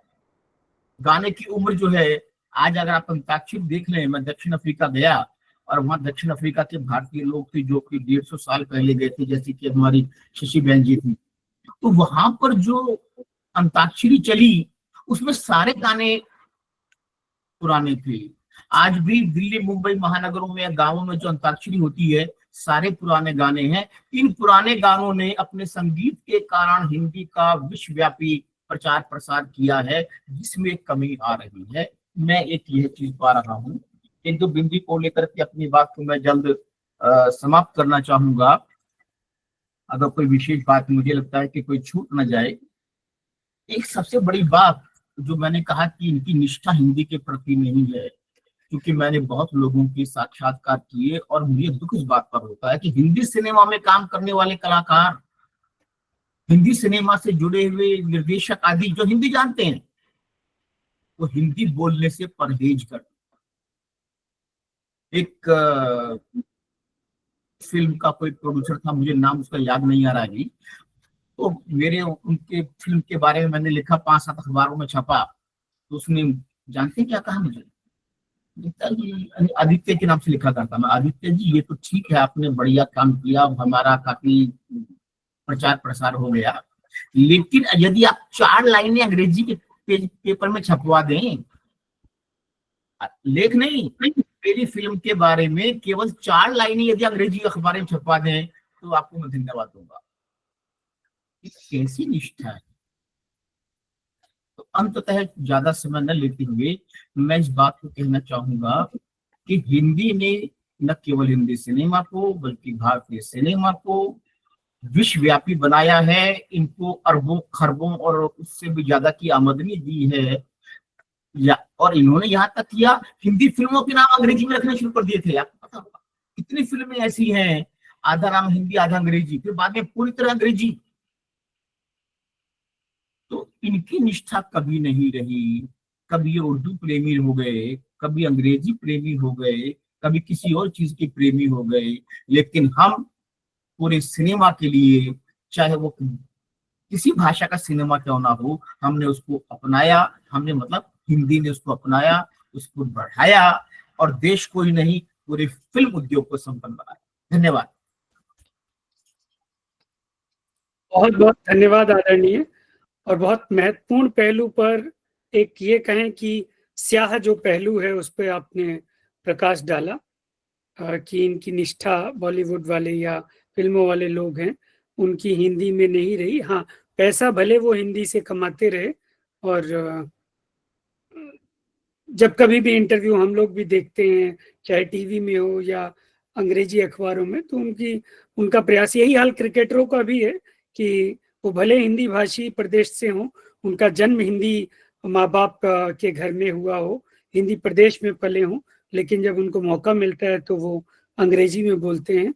ये वास्तव में विचारणीय प्रश्न है, और यही चीज तमिलनाडु या बाकी दक्षिण भारत की जो फिल्म इंडस्ट्री है वो हिंदी में डब करके करोड़ों अरबों का व्यवसाय कर रहे हैं। डॉक्टर अमित शर्मा जी ने सैकड़ों हजारों करोड़ के आंकड़े बताए, और उसके बावजूद भी जब कभी भी मौका मिलता है वो लोग हिंदी के खिलाफ बोलते हैं, लिखते हैं। ये विचारणीय प्रश्न है। बहुत बहुत धन्यवाद इस ओर आपकी ओर से ध्यान दिलाने के लिए। मैं आमंत्रित कर रहा हूं आज के इस कार्यक्रम में मुख्य अतिथि के रूप में हमारे बीच उपस्थित माननीय प्रोफेसर पुनीत बिसारिया जी को। परिचय में मैं बहुत संक्षेप में यही बताऊंगा कि आप वरिष्ठ फिल्म समीक्षक हैं और दशकों से हिंदी का अध्यापन कर रहे हैं। शुरू में कभी आप भी राजभाषा अधिकारी थे लखनऊ में, ऐसा आपकी फेसबुक पोस्ट पर पढ़ के पता चला। शेष हम जानेंगे प्रोफेसर बिसारिया जी को उनके वक्तव्य से। माननीय प्रोफेसर बिसारिया जी। बहुत बहुत धन्यवाद शुक्ल जी। मेरा वक्तव्य तो लगभग हो गया है और दोबारा मैं बहुत अधिक समय नहीं लेना चाहता। बस इतना ही कहूंगा कि हर सिक्के के 2 पहलू होते हैं, और आदरणीय मोतीलाल गुप्त जी ने बहुत ही सुंदर तरीके से दूसरा पहलू भी बताया। और निस्संदेह हिंदी सिनेमा में अंग्रेजियत हावी है, लेकिन यह भी सच है कि हिंदी को विश्व के रंगमंच पर स्थापित करने में हिंदी सिनेमा की बहुत बड़ी भूमिका है। इसीलिए जब अमेरिका के राष्ट्रपति भारत आते हैं तो एक मशहूर सिनेमाई डायलॉग का प्रयोग करते हैं कि छोटे छोटे शहरों में बड़ी बड़ी बातें हुआ करती हैं। तो कहीं ना कहीं ये हमारी फिल्मों की लोकप्रियता का एक पैरामीटर कह लीजिए है, मानक कह लीजिए है, कि अमेरिका के राष्ट्रपति को भी अपनी बात को ताकत के साथ भारत में बताने के लिए हिंदी सिनेमा का सहारा लेना पड़ता है। और अगर वो हिंदी सिनेमा का सहारा ले रहे हैं तो निस्संदेह वो हिंदी सिनेमा को देख भी रहे हैं, पसंद भी कर रहे हैं। ये एक छोटा सा उदाहरण मैंने आपको दिया, ऐसे बहुत से उदाहरण हैं। हम शोले फिल्म की लोकप्रियता पर लाख सवाल खड़े करें कि एक हॉलीवुड फिल्म की नकल है या जो भी हम उसको कहें, लेकिन वास्तविकता ये है कि हमारे जीवन में उसके संवाद कहीं ना कहीं कभी ना कभी आ ही जाते हैं। और हम चाहे हास्य में, चाहे गंभीरता में, उस फिल्म के संवादों को अपने दैनंदिन जीवन में प्रयोग करते हैं। एक बहुत महत्वपूर्ण बात यह है कि उसी फिल्म के साथ एक फिल्म आई थी जय संतोषी माँ। आप देखिए कि सिनेमा की ताकत की मैं बात कर रहा हूँ और हिंदी की भी वो ताकत है कि उसकी उस फिल्म में कोई बड़ा कलाकार नहीं था, लेकिन शोले से कम कमाई करने वाली वो फिल्म नहीं थी, बल्कि शोले तो पहले फ्लॉप हुई 1 सप्ताह तक, उसके बाद उसने गति पकड़ी थी। लेकिन जय संतोषी माँ ने पूरी देश में, दुनिया में संतोषी माता के मंदिर बनवा दिए और उसकी पूरी एक पूजन सामग्री और देवी की पूरी विधि विधान पूरी दुनिया में, देश में लागू हो गए। तो ये सिनेमा की ताकत, ये हिंदी की ताकत, ये हिंदी सिनेमा की ताकत। और हिंदी सिनेमा ने, ये तो छोटे छोटे उदाहरण हैं, आपको मैं बताऊं कि भारत में जितने भी खेल हैं उनकी जो लोकप्रियता बढ़ी है उसमें हिंदी सिनेमा की बहुत महत्वपूर्ण भूमिका है। याद कीजिए आप, चक दे इंडिया अगर फिल्म ना आई होती तो क्या हॉकी का उद्धार संभव था? थोड़ा सा आप गंभीरता से इस प्रश्न पर विचार करें। ऐसे बहुत सारे उदाहरण हमने पूरी दुनिया में, पंजाब की छोटी सी परंपरा है करवा चौथ पर छलनी में पति का चेहरा देखने की, और पूरी दुनिया की महिलाएं सनातन धर्म की उसको अपना रही। एक बहुत ही गलत ऐतिहासिक तथ्य है सलीम अनारकली वाला और जोधा अकबर का, सॉरी सलीम अनारकली नहीं, जोधा अकबर का। जोधा अकबर की पत्नी नहीं थी, इतिहास सम्मत है, लेकिन हमने अकबर को और जोधा को ऐसे सिनेमा में देख लिया कि उसके बाद हम जोधाबाई को जहांगीर की पत्नी कभी स्वीकार ही नहीं कर सकते, जो कि इतिहास सम्मत। तो सिनेमा ने बहुत कुछ बदला है। और आज आप देख लें, जितने भी धार्मिक त्योहार हैं, राष्ट्रीय पर्व हैं, क्या कोई हिंदी सिनेमा का गीत नहीं बजेगा? तो क्या उस पर्व की पूर्णता की आप कल्पना कर सकते हैं? चाहे वो भैया मेरे राखी के बंधन को निभाना हो, या विवाह में जब हम घुड़चढ़ी करते हैं तो ये देश है वीर जवानों का नया दौर फिल्म का गीत बजता है, हालांकि उसका कोई दूल्हे के या विवाह से लेना देना नहीं है। लेकिन आप देखें, पूरी दुनिया में हम बड़े आनंद से जो है घोड़े पर चढ़कर या कार में आजकल चढ़कर ये देश है वीर जवानों पर डांस करते हैं, नृत्य करते हैं। ये हिंदी सिनेमा की ताकत है। हिंदी सिनेमा की ये ताकत है कि जवाहरलाल नेहरू रो पड़ते हैं जब लता मंगेशकर गाती हैं, ऐ मेरे वतन के लोगों जरा आंख में भर लो पानी। तो ये हमारी ताकत है। जब 1962 के युद्ध में चीन के साथ हमारा संघर्ष चल रहा था, तो हिंदी सिनेमा ने एक से एक बढ़कर हकीकत जैसी फिल्म के गीत दिए। शहीद फिल्म आई, और जब देश को खाद्यान्न संकट का सामना करना पड़ा तो लाल बहादुर शास्त्री जी ने मनोज कुमार को बुलाकर कहा कि एक ऐसी फिल्म बनाओ जिसमें मेरा जय जवान जय किसान नारा सार्थक। और उस फिल्म ने, जिसका नाम उपकार है, उस फिल्म ने भारत में हरित क्रांति की नींव रखी। इसी तरह से पश्चिम की संस्कृति की तुलना में भारत की संस्कृति को बेहतर दिखाने के लिए एक बार फिर मनोज कुमार पूरब और पश्चिम लेकर आते हैं, जिसमें वो बताते हैं कि पूरब पश्चिम से बेहतर क्यों है। और उसका एक बहुत महत्वपूर्ण गीत है जिसमें मदनपुरी मनोज कुमार से पूछते हैं कि तुम्हारे भारत के पास क्या है? Nothing, it is a big zero. और वहां से मनोज कुमार कहते हैं, जब जीरो दिया मेरे भारत ने, दुनिया को तब गिनती आई। तो यह भारत की महत्ता को बताने की बात हो, भारत की सांस्कृतिक परंपरा को बताने की बात हो, हिंदी की बात हो, तो फिर कहीं ना कहीं हम सिनेमा की ओर रुख करते हैं। लेकिन यह भी दुर्भाग्य है हमारे देश का, हमारी अंग्रेजियत मानसिकता की, कि हम आशुतोष राणा की शुद्ध हिंदी का मजाक उड़ाते हैं। और जब प्रोफेसर फिल्म में धर्मेंद्र प्रिय प्राणेश्वरी यदि आप हमें आदेश करें तो प्रेम का हम श्री गणेश करें जैसा गीत गाते हैं, तो वो एक कॉमेडियन से ज्यादा नहीं लगते, हास्य कलाकार से ज्यादा नहीं लगते। कंगना राणावत को हम इसीलिए मजाक उड़ाते हैं कि उनकी अंग्रेजी कमजोर है। तो ये कहीं ना कहीं हमारी अंग्रेजियत का, अंग्रेजीवादी मानसिकता का प्रमाण है, ना कि हिंदी की कोई कमी। और यही कारण है कि इस मानसिकता ने हिंदी फिल्मों की स्क्रिप्ट रोमन लिपि में लिखवाई। आज भी हिंदी फिल्में जो हम देखते हैं उनकी सबकी स्क्रिप्ट रोमन लिपि में लिखी जाती है। ये हमारे लिए शर्म की बात। तो हमको, हिंदी तो बढ़ रही है, हिंदी को बढ़ने से कोई नहीं रोक सकता, लेकिन हमें अपनी मानसिकता से पीछे हटना पड़ेगा, अंग्रेजी वाली मानसिकता को हमें कहीं ना कहीं अपने से भगाना पड़ेगा। और जो ये क्षेत्रीयता की आड़ में हिंदी का विरोध हो रहा है, इस विरोध को कहीं हम अंग्रेजी को हवा देने के लिए तो नहीं कर रहे हैं, इस पर भी विचार करना पड़ेगा। तब शायद हमारे इस तरह के कार्यक्रम बहुत सार्थक दिखाई देंगे और हिंदी सिनेमा के माध्यम से हिंदी का परचम दुनिया में लहराएगा। आप लोगों ने दोबारा मुझे सुना, आप सबका बहुत बहुत धन्यवाद। बहुत बहुत धन्यवाद आदरणीय प्रोफेसर बिसारिया जी। और आपने बिल्कुल शुरुआत में ही बहुत महत्वपूर्ण बात कही कि हर सिक्के के दो पहलू होते हैं। जहाँ तक आदित्य जी ने, डॉक्टर आदित्य जी ने जो बात कही वो उससे भी हम लोग सहमत हैं। और जो बात आपने कही कि इतने सारे जो सकारात्मक प्रभाव पड़े हैं, बावजूद इसके कि बॉलीवुड में जो अंग्रेजी की मानसिकता है वो हावी है और शुद्ध हिंदी बोलने वालों को कॉमेडियन मान लिया जाता है। चाहे आशुतोष राणा जी की बात की आपने, या चाहे मनोज बाजपेयी, ऐसे गिने चुने लोग हैं जो निरंतर, उनसे अगर कोई अंग्रेजी में भी प्रश्न पूछे जाते हैं साक्षात्कार में तो उनके जो उत्तर हैं वो हिंदी में ही देते हैं। कुछ ऐसे गिने चुने लोग हैं जो अपनी भाषा के प्रति, अपनी संस्कृति के प्रति समर्पित हैं, निष्ठावान हैं। आपका बहुत बहुत आभार।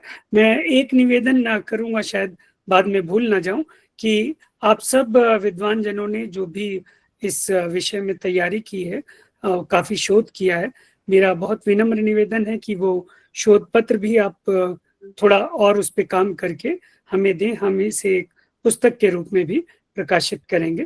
तो इस सूचना के बाद मैं आज के इस कार्यक्रम की जो अध्यक्षता कर रहे हैं माननीय प्रोफेसर हरीश कुमार जी, मेरे गुरु रहे हैं पिछले करीब 15 वर्षों से, 2010-11 से। आप महर्षि दयानंद जो विश्वविद्यालय है रोहतक में, वहाँ पर डीन रहे हैं और पिछले मुझे लग रहा है 2 दशकों से अधिक समय से आप विभाग के अध्यक्ष हैं, वरिष्ठतम वहाँ के प्रोफेसर है। बहुत सारी बातें हैं आपके परिचय में मैं अगर कहूँ, लेकिन मैं बहुत सम्मान के साथ, बहुत आदर के साथ आमंत्रित कर रहा हूँ गुरुवर प्रोफेसर हरीश जी को अध्यक्षीय वक्तव्य के लिए। इस मंच से जुड़े सभी विद्वज्जनों को मैं नमस्कार करता हूँ। मेरी आवाज आ रही है? जी जी, स्पष्ट आ रही। बहुत ही सुंदर ये हमारी बातचीत और बहुत बहुत एक ऐसी दिशा में जा रही है जिससे कि बहुत सी नई चीजें मुझे तो पहली बार ही सुनने को, मतलब आपकी जो वाणी है उनसे मिल रही है। मोतीलाल जी ने बहुत सुंदर शब्दों में कहा, अभी बिसारिया जी ने बिल्कुल ही अलग बहुत ही सुंदर परिप्रेक्ष्य रखे, और डॉक्टर अमित ने और शशि जी ने जो मॉरिशस के बारे में कहा उससे बिल्कुल एक अलग परिप्रेक्ष्य हमारे सामने उपस्थित होता है।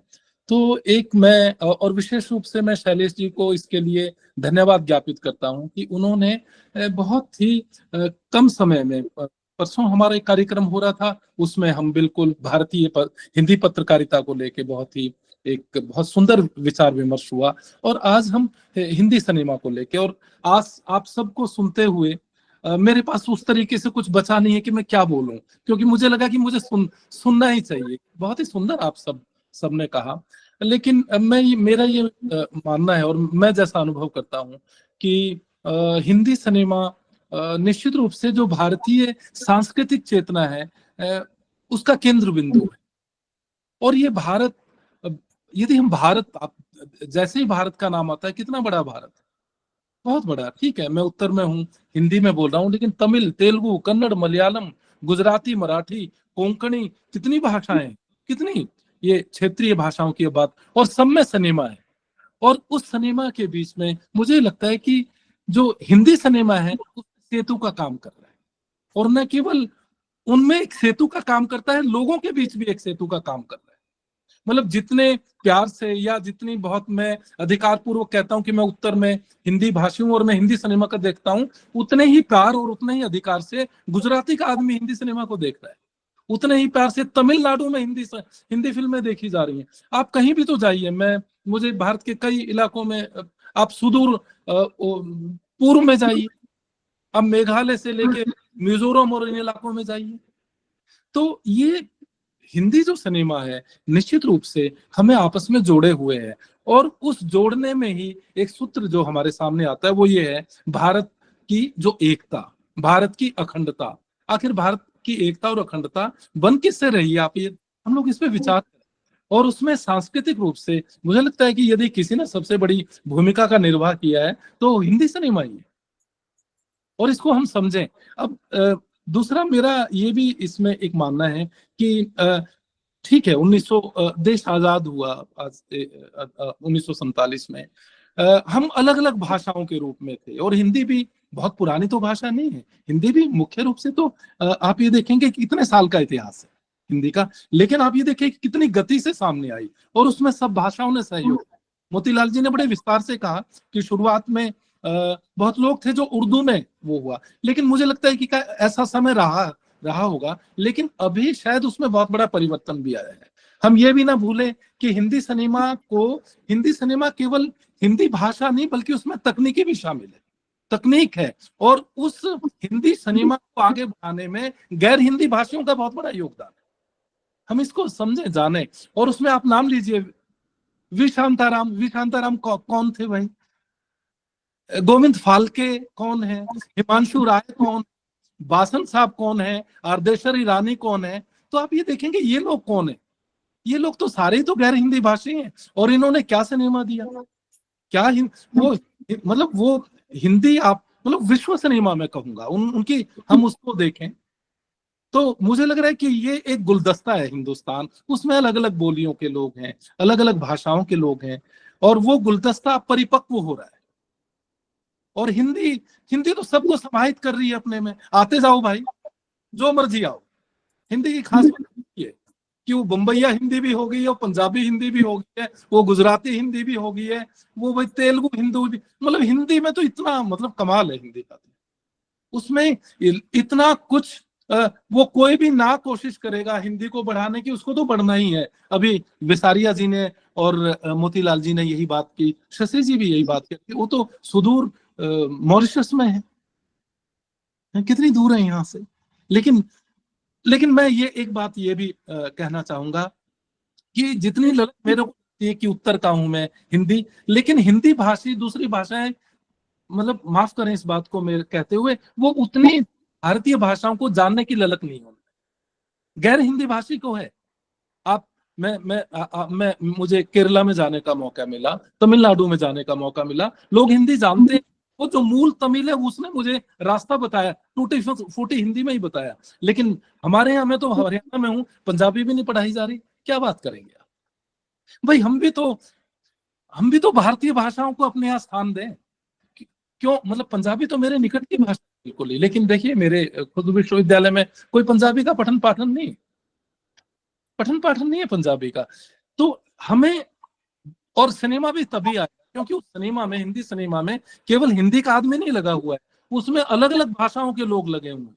हम ये मुझे लगता है इसको समझने की भी अलग अलग भाषा, हम हो सकता है साहित्यिक दृष्टि से उसमें विचार करें तो वो हिंदी हो, लेकिन उसमें जो लोग लगे हुए हैं वो इस देश की जो 22 से ज्यादा जो हमारी, हमने उन भाषाओं को राष्ट्रीय भाषा का है, प्रादेशिक भाषाएं नहीं है वो।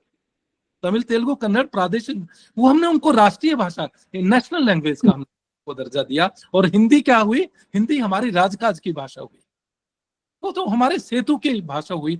तो उस हिंदी सिनेमा, और मैं दूसरा मुझे ये लगता है कि सिनेमा का जो विशुद्ध रूप है, माफ करें, वो आज ठीक है ओटीटी के माध्यम से आज हम देख रहे हैं, या मेरे हाथ में जिस माध्यम से मैं आपसे जुड़ा हूँ, एक छोटी सी स्क्रीन है, मेरे हाथ में मोबाइल है, मैं उसी में फिल्में देख रहा हूँ। लेकिन असली रूप तो वो भी था कि आप सिनेमा घर में जाके देखते थे, जहां से हमारी शुरुआत हुई। मुझे याद है जब देखने गए तो हम तो छोटे ही थे, मतलब मुझे उसका ध्यान आता है, तो रिक्शे वाला, तांगे वाला वो उसका दर्शक था। लोग चवन्नी अठन्नी फेंकते थे, चवन्नी अठन्नी चलती थी, अब तो मतलब आप तो नामो निशान नहीं है उन पर। चवन्नी अठन्नी फेंकते थे और डायलॉग के साथ डायलॉग बोलते थे, भाग बसंती भाग, मतलब ये डायलॉग बोलते थे लोग इतने।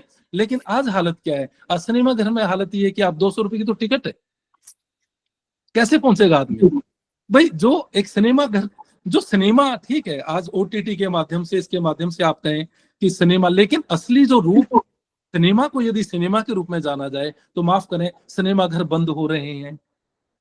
रोहतक में ही थे 15 सिनेमा घर थे, ताले लगे पड़े हैं उनपे।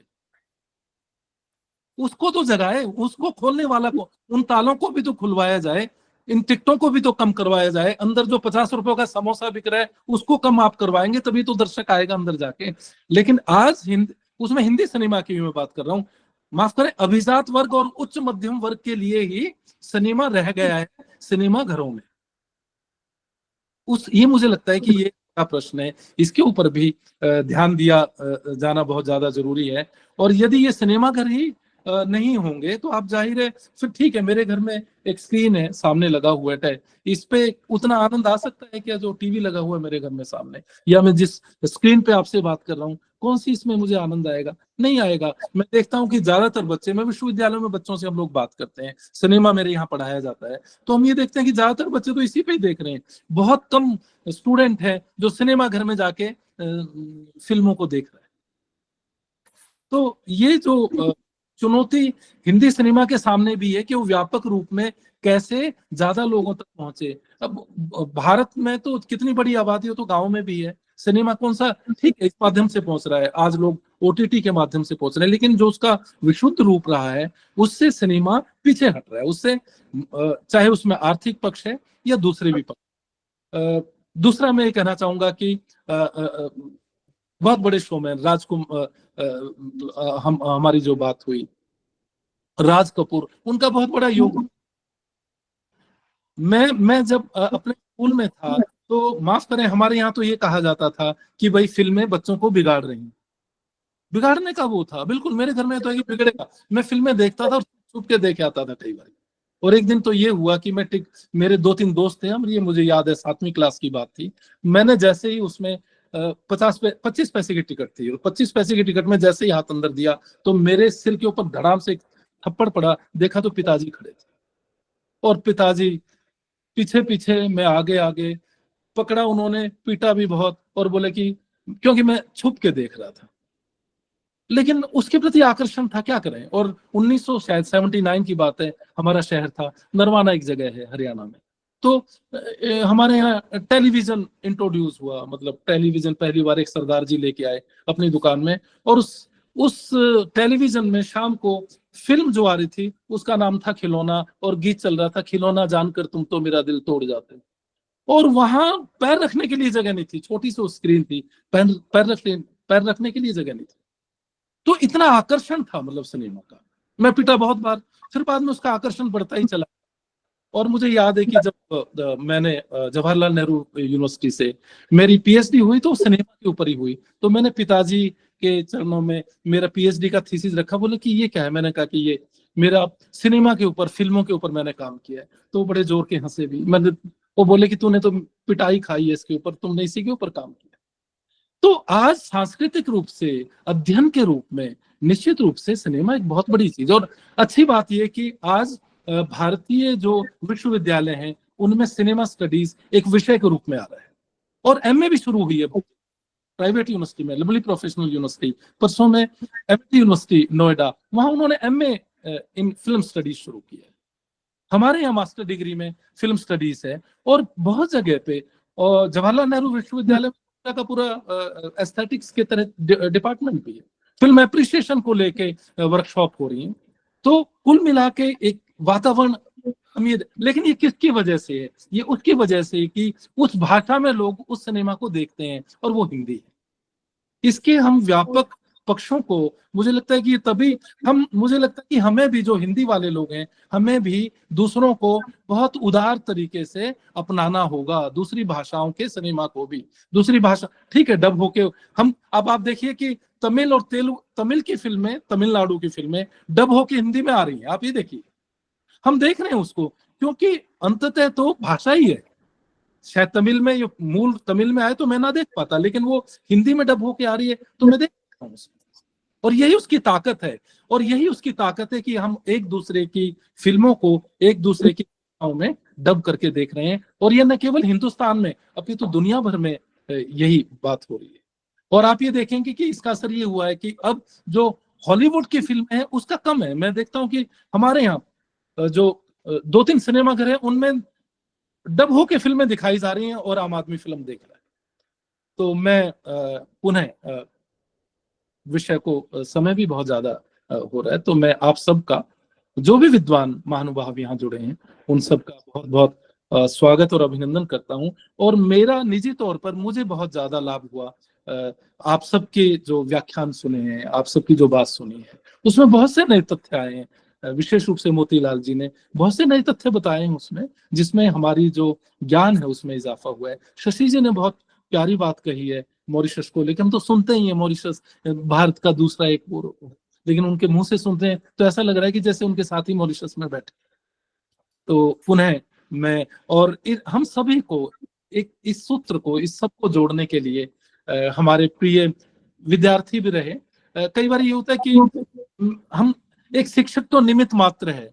शिक्षक क्या निमित्त है? ये तो कि अपनी एक उनका विद्वत्ता है कि वो इतने ऊपर तक जा रहे हैं। ये हमें तो उसका प्रसिद्धि मिल रही है कि नहीं ये हमारे अध्यापक है, लेकिन मूल रूप से वो जिस तरीके से जोड़े हुए हैं, समूचे जो हमारा पिछला जो कार्यकाल रहा, सारा कोविड का कार्यकाल रहा, शैलेश के कार्यक्रम सारे देश को जोड़े हुए थे उस समय। सकारात्मक भाव से, नकारात्मकता नहीं आने दी उन्होंने। तो मैं उनको भी ये कार्यक्रम के कुशल सफल आयोजन के लिए मैं उनको बधाई देता हूं। और आप सबको पुनः बहुत बहुत नमस्कार। बहुत बहुत धन्यवाद गुरुवर प्रोफेसर हरीश कुमार जी। और बहुत मंत्रमुग्ध कर देने वाला आपका वक्तव्य रहा। हमें तो लगा अभी थोड़ा और चलेगा और अचानक रुक गया, थोड़ा झटका सा लगा। माफी करें, मैं क्योंकि मैं जी आप यात्रा पर भी हैं। जी तो बहुत अच्छा लगा। कुछ जो संस्मरण आपने बताया कि आपके समय में फिल्में बहुत सस्ती 25 पैसे की हुआ करती थी और आम आदमी देखा करता था, रिक्शे वाला, तांगे वाला, साइकिल वाला, जो बहुत आम आदमी है। आपसे थोड़ा बात का हूँ मैं, तो मुझे 90 के आसपास की बात याद है। घायल फिल्म आई थी, रिलीज हुई थी सनी देओल की, और 90-91 की बात होगी, जो मैंने पहली फिल्म थिएटर में देखी। और मुझे पता चला दिल्ली में हरिनगर से सुभाष नगर के रास्ते में अजंता सिनेमा हुआ करता था, शायद अब बंद हो गया है। तो वहाँ देखी, और एक व्यवस्था वहाँ ये थी कि जो लोग भी साइकिल या रिक्शा लेके, जो आपने आम आदमी की बात की, अगर साइकिल या रिक्शा आपने पार्किंग में लगा दिया है तो टिकट आपको प्राथमिकता के आधार पे मिलेगा। ये एक व्यवस्था थी। तो जिनके पास साइकिल नहीं होती थी वो अपने पड़ोस से साइकिल लेके जाते थे, उसे जमा करवाते थे पार्किंग में, और उस टिकट के, पार्किंग के टिकट के बेस पे टिकट मिला करती थी। जी कुछ कह रहे हैं? मैं ये जोड़ना चाहूंगा कि एक फिल्म आई था, फिल्म थी बॉबी। अब सब बहुत वो ट्रेंड सेटर या एक मोड़ है हिंदी सिनेमा में। आपको आश्चर्य होगा कि रोहतक में उसका प्रीमियर हुआ था सारे हिंदुस्तान में, रोहतक में। और रोहतक का शीला सिनेमा, बड़ा, आज तो बंद है वो सिनेमा, सॉरी, लेकिन दिल्ली के साइड में 2-2, 3-3 किलोमीटर तक गाड़ियों की लाइन लगी थी चारों तरफ से, फिल्म को देखने के लिए लोग आए थे। ये मतलब जलवा था छोटे छोटे शहरों का। रोहतक कोई बहुत बड़ा शहर नहीं था तब, लेकिन उसका प्रीमियर उसका जो पहला जो शो था वो यहीं हुआ। और कमाल है कि उसमें गांव से लोग आए। और बाद में हमें पता चला कि रोहतक के पास यहाँ से 25 किलोमीटर दूर एक गांव है अजायब, वो एक लड़के ने वहां वो सबके सामने, और वो पागल सा था, पागल हो गया फिल्म देख के, और उसने कुएं में छलांग लगा दी। कहते उनका हाय बॉबी मर गया मैं, और उसको तो लोगों ने निकाला, फिर उसकी जान बची। तो ये आप देखिए कि कितना मतलब शहरों में फिल्में महानगरों की अपेक्षा जो छोटे शहर भारत के थे वहां बहुत प्रचलित थी, क्योंकि आपको एक जगह पे इकट्ठा होने का बहुत बड़ा आपके पास जगह थी। वो सिनेमा घर था, टॉकीज थे वो। अब वो बंद हो गए तो लोग अपने घरों में जहां तहां उसको देखने। जी आप जारी रखें। वो फिल्म जो है, मैं एक बात करना चाहता था बैठिए,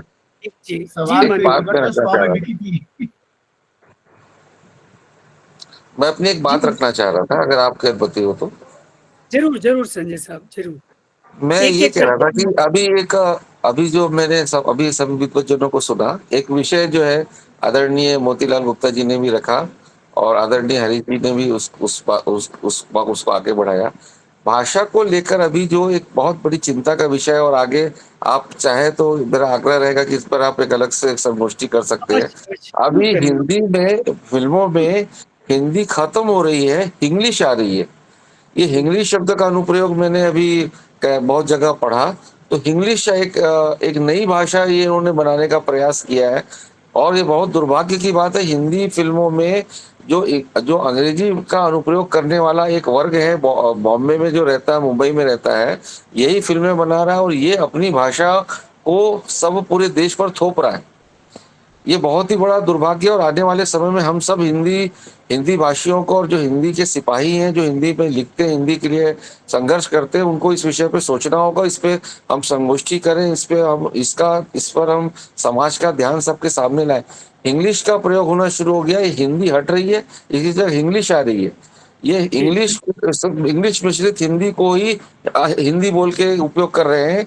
ये बहुत ही चिंता का विषय है।